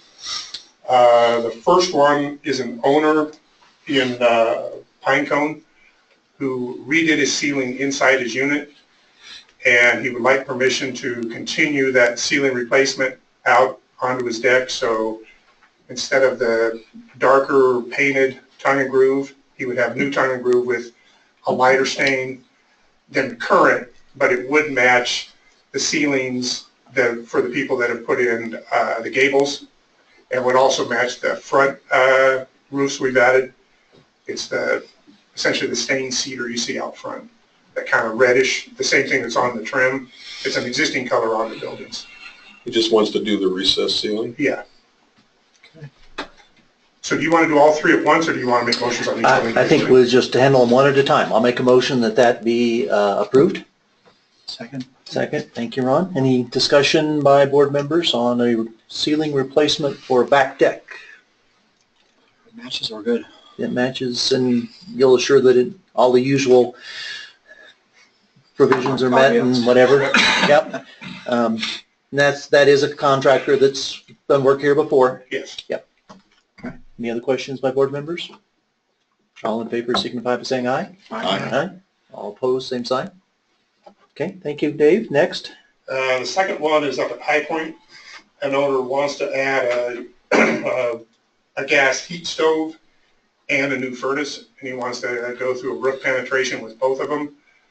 I did speak to him about how they're going to handle 2 penetrations, and his intent is to put a stove penetration, kind of like we have now in a lot of places, with a cricket above it, and inside the cricket, the furnace vent will actually come through the cricket and be hidden by that. It won't come outside of the backside of the cricket. Will be screened and it'll vent into there, which is a fairly common way to do it, so it won't be visible at all.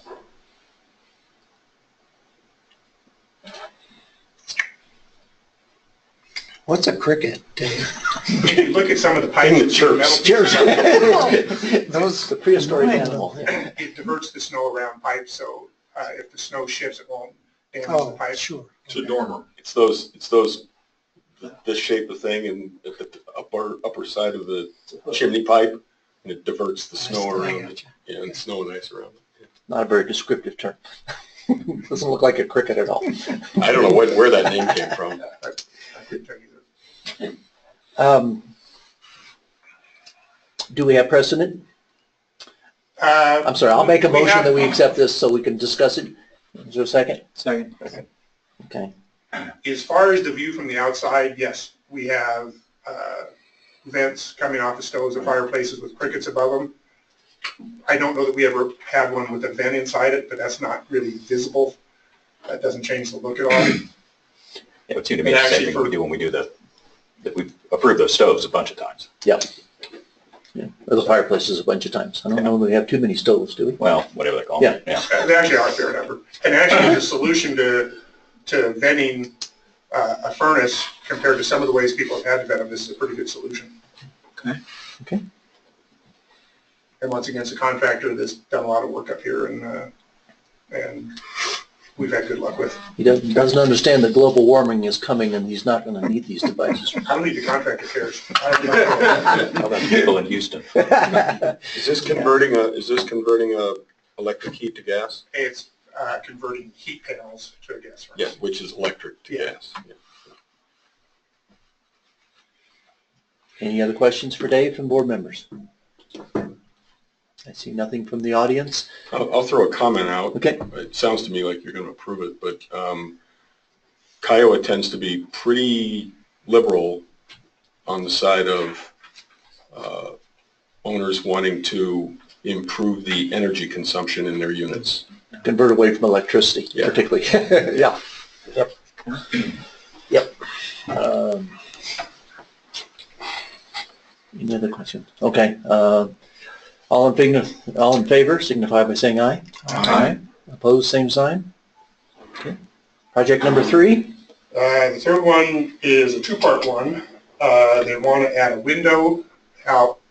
It's in Pinecone, out what is their front of the building, which is this area of Pinecone ends up being in the back. Or no, I'm sorry, this is in the front, facing the front parking lot and that sort of thing. What unit? 862. And then they also want to add a fireplace with a roof penetration. So one of the issues that getting this information has been a little bit of a struggle because it happened fairly quickly.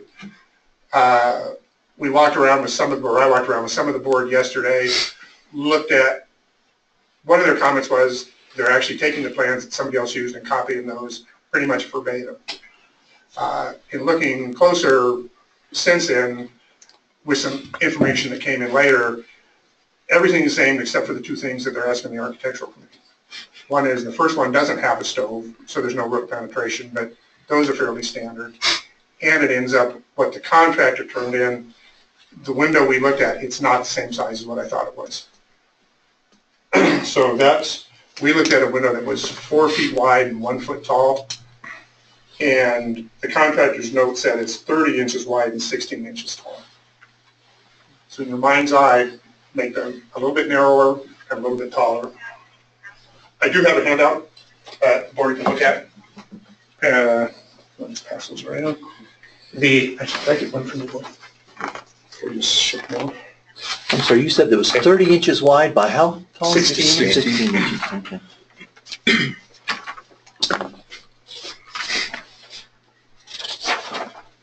So is that 809 that Yes, they're trying to, yes, the picture on the left, or on the bottom is 806, no, it's 862. no, 809 is the one on the bottom. on the bottom. Oh, the example, yes, okay. So Sorry, that's a yes. 4 foot by 1 foot, Right. which my penciled in red marks duplicated, because I did that before I realized that the contractor was asking for a different size. Unfortunately, I found out last night, so I can't even say for certain whether the contractor's right or the owner's note that says we're copying 809 verbatim is right. So in some ways, this isn't as good of request as I would like. So are you saying because it's a smaller size, I guess I'm confused by the way the red box goes into that storage closet. I think It's behind it. goes There's behind actually a it, little actually, space. and there's That's a Space little, behind it. I got you. Okay. Yeah. So half of it would not Good, be, because that was not making any sense to me. yeah, some of it would not be visible. Okay. And what you have is a fairly large piece of board and batten, and we're going to put a window in that large area, some of which will be visible from the front, some would not be. And the other thing we looked at yesterday, remember we were talking about it was going to be a Yeah. level the same. It Right. appears it's not going to be. You think the elevation in your little drawing is more correct than what we talked about the other day? It will be lower? Well, it's right at. You had talked about it being at, I thought, parallel to, or at the same height as the top of the, That actually is in line with the top of the glass window. Top of the window, okay. I had understood you say the top of the bottom of the upper window. Okay. No, It is that level, okay. Sorry. and I would guess the top would stay the same, the bottom would drop down the 4 inches. So we don't know at this point what color we're talking about. We don't Well, know they what submitted- manufacturer. They said they were gonna use the same manufacturer, so we can assume the color is gonna be that kind of tan color that matches the other faded ones. And yeah, he didn't put down what manufacturer it was. As an aside, I guess I would mention my observation, and I'm, the last 3 or 4 meetings, contractors have made it a habit to bring these things to your attention literally a week or less before, and it's getting tighter and tighter. I would suggest that at a minimum we communicate to these folks that they really need to think about what they want to do and get it in a little bit earlier. The dates of our meetings are published months in advance. Gary and I have had that conversation, and it is frustrating for all of us. And that's one of the problems when we have information that comes in late like this and doesn't make sense. It doesn't give us time to go back to the contractor or owner and ask. We actually received a copy of the original plans, a copy of a hand-drawn thing from the owner, which didn't even have the window in the right wall, and then a handwritten copy from the contractor that changed the size of the window. So, in their defense, they bought in October, so it's not like it's a new owner with a new situation, but still, it didn't have to go down to 3 days before the meeting, or last night, I guess, to get the right information. Any comments from the board about this? This would be a new installation, a window this is a B unit. This would be in the bathroom of a B unit. Is Steve doing this one or somebody? no, He did 809, right? yes. But this is another regular. It's a contractor that we've had experience with and have had good luck with his other remodels. He's good about following the rules. They're just... And the owners realize that half of the window is going to be behind this wall, correct? I can only assume so. For those of you who are not quite sure what you're looking at, the area to the left is actually a utility closet. So the window is not going to shift to the left unless they want to light up their utility, their water heater. I'm assuming they're not interested in spending money on that. So, Well, for those of you that walked it, did you see any concern? I don't have a problem with the window, so to speak, but I don't think it's hard for me to visualize it on this picture. it is a little hard to visualize. It is, part of my problem is that I struggle with what they did on the new roof line on 862. I tried hard to convince them to make that a full roof instead of a little modified roof. The roof would come out to here, as we did in some other places. I think it would have fit in there better. Now you've got this big expanse of wall, and you're popping this tiny little window in there. It looks a little funny. So in 809, they put theirs in just to brighten up the bathroom. That window doesn't open or anything. So they're just trying to do the same one like that. It's just, I've seen 809s quite a bit.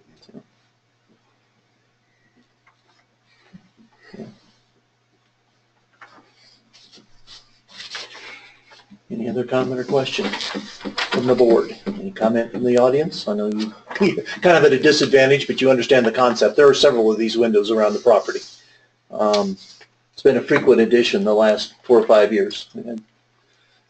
Not really this style of window, but windows in general, yes. The concept, a little more lighting in that bathroom.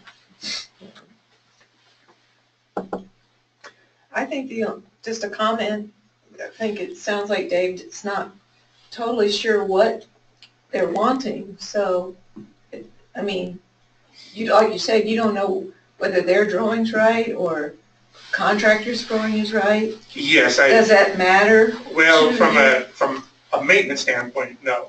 This really does become an architectural question. Does one offensive and the other not? Because if we don't really know what they want, that seems to be reason enough to go back to them and. If it's I gonna think we be definitely have to offensive find out looking. before they construct. And obviously, if the board doesn't want to act on it now, that pushes their work back to after the next board Yeah. meeting. So that's a decision the board have to make if they feel there's enough question to delay it. I would guess again, it's a new owner, it's an existing contractor. I would prefer to approve it on the basis that it's acceptable to Dave. And if it's not, then it comes back to the full board. But that's my own personal opinion. I agree with that. I think it needs to tie in and look like it's been there forever. That's at the end of the day, right? That's what we want. Yeah. So, Don't like the add-on-ish. yeah, and I can't tell based on this picture that if that's going to be the case or not, but when I look at this one, it looks like that, right? Yeah. Yep. So I would agree with that. So essentially, you're saying either size is okay with the board. I'm not deciding if one size is okay and one size isn't. Well, no, I'm assuming that the 30 by 16 is in concrete, and that you'll be happy with the placement and the color of it. Okay. If they come back and want to change the size of the window, then I think we need to. Yeah, I mean, the proposal that they gave you at the last minute is what we're voting on, in my opinion. Again, if you come back and say that you're perfectly happy with it, I don't think you'll get any pushback. But at this point, I'm not approving anything other than what they've asked for. Okay. Okay. Call the question. All in favor of approving the motion as Dave first presented it, which is a 30 by 16 window, preliminarily with final approval dependent on Dave's review of all plans and colors. Signify by saying aye. Aye. Opposed? Same sign. Does that work for you, Dave? Yep. Good? Okay. I'm sorry, we actually did just talk about the window. I had no problem with fireplace penetration. Yeah, I assume that's what you were saying. So, yeah, we're good. Okay.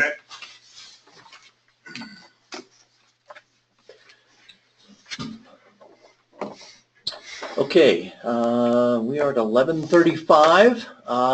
Do we have any other reports from any board members? We're doing pretty good. I will just for a moment talk about old business, just because it is old business.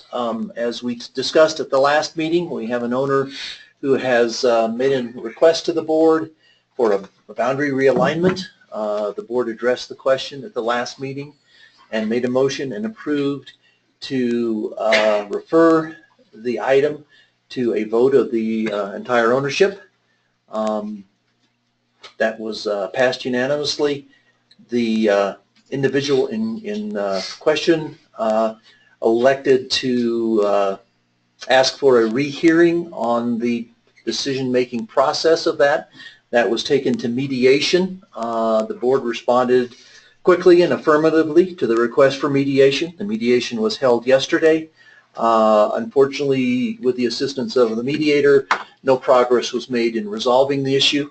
And at this point, the board's motion stands where it is, and the owner has not yet expressed a decision as to what will happen next. So, as Joe has pointed out, we're spending some money on this. There's some more money that will be spent in January, unfortunately, that needs to be spent to get this resolved.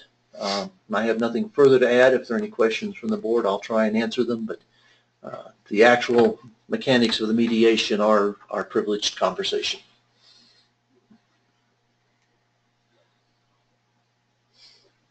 So, okay? It is what it is. It is what it is.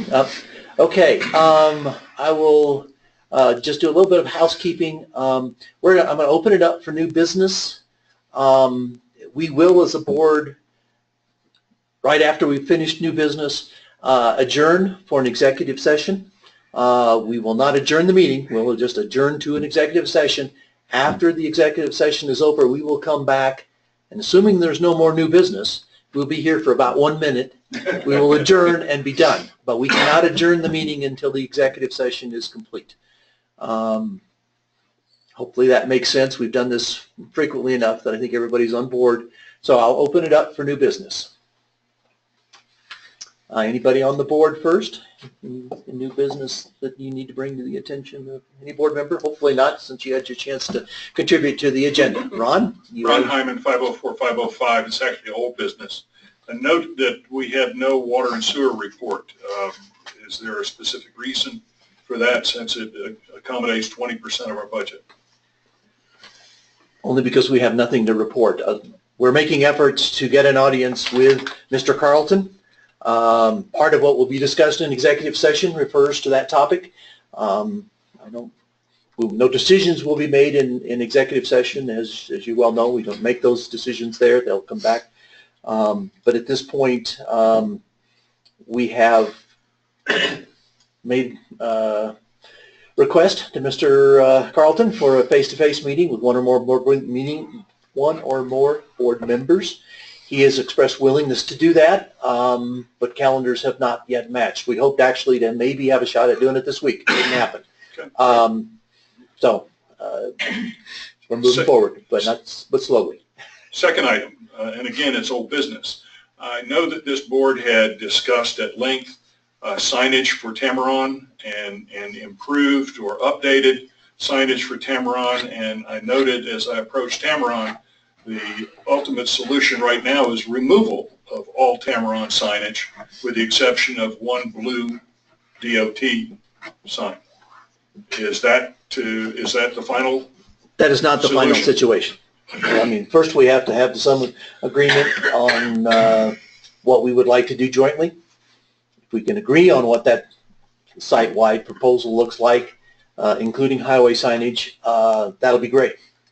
If we can't agree on what that should look like, then we'll have to make our own plans. Did we remove our signage, or was it removed by Glacier? It was removed. I don't know who removed it. But that was addressed in our request to Carlton to have a meeting with him. So it's one of the topics of discussions. Okay, thanks.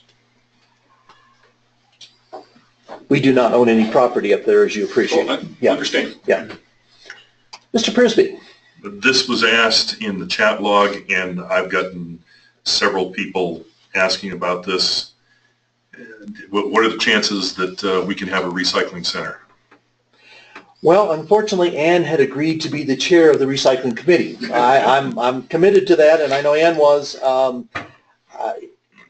Any of those names wish to be a volunteer, I would gladly be happy to talk with them. The board would support an investigation and a proposal that would allow us to, in fact, have a recycling program here.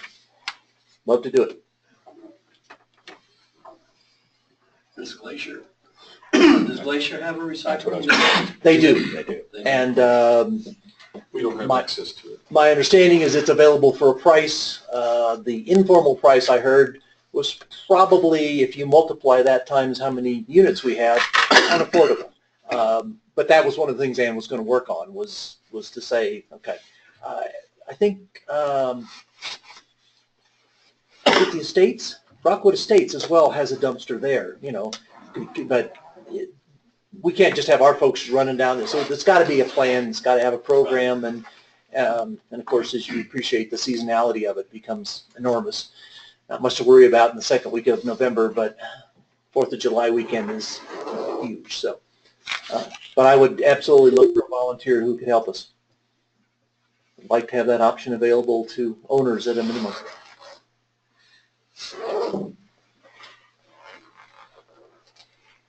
Do we know what that process looks like? I mean, would we just reach out to Rockwood and see what they've done, or? Yes, that would be certainly a way to start. I mean, again, I'm sure they have a contract, and there's some limitations in their contract with whoever's providing that service. Do we know if it's the city? I can tell you from the dumpster sitting there, it's not the city. It's not the city. Yeah. There are private recycling businesses here in the community, too, that I know of, that charge a fee. We used to have one. Was that Glacier's? We never had one. Glacier had it, and we had access to it because it was right there in the south parking lot. Yeah. Yep. It's been moved down by the water treatment plant now, and we don't have a way to get in there. We did have a quote, we still have a quote from Waste Management to supply. They do recycling. And it's a few years old now, but the price was fairly reasonable, but at the time we just had no place to put the dumpster we needed to do it. We just start there. I mean, I don't mind stepping in and looking at it, trying to figure it out. Okay. Where would you suggest we put a dumpster? Same place we're gonna put all those trailers. Yeah. Dave's front yard. And the electrical charging stations. Did I hear a vote of volunteerism there? I say you're- don't mind looking at it. Okay. Yeah, I mean, I think Let's start with waste management. what happens is you quit recycling when you don't Right. have something, a way to do it, because it's Well- a pain to drag it into town. And I'm assuming that the transportation is probably the biggest piece of it. Waste management being here would probably be a reasonable place to start. Let's do So that. do you have that It original? was the location is what got us. Actually when Sandy was president, it was back that far. And we just could not come up with a good place. Well, I'd want to use whoever Rockwood or Glacier is using, because they're coming up No, anyway. No, Waste where, management. where do you put the dumpsters? Oh, okay, yeah. Dave, what kind of money were we talking about?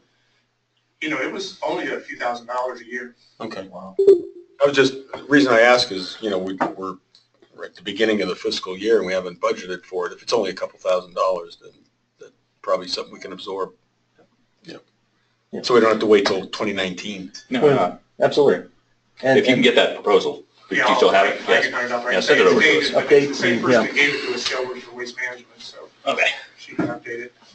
yeah, I mean, that's good competitive information, if nothing else, as you go talk to Rockwood or to Glacier about, you know, doing that. There were conversations at one point, I was involved in that discussion about piggybacking on Glacier, but that was when they were here. Now that they have their own standalone facility, which is probably a 3-mile drive by the time you drive all the Well, way around it's there. just inconvenient. I mean, Yeah. it's not on the way for anybody Unless you're going to the train. unless you're going to the train, you know. Okay, anything else from the board? Okay, then anything else from the audience?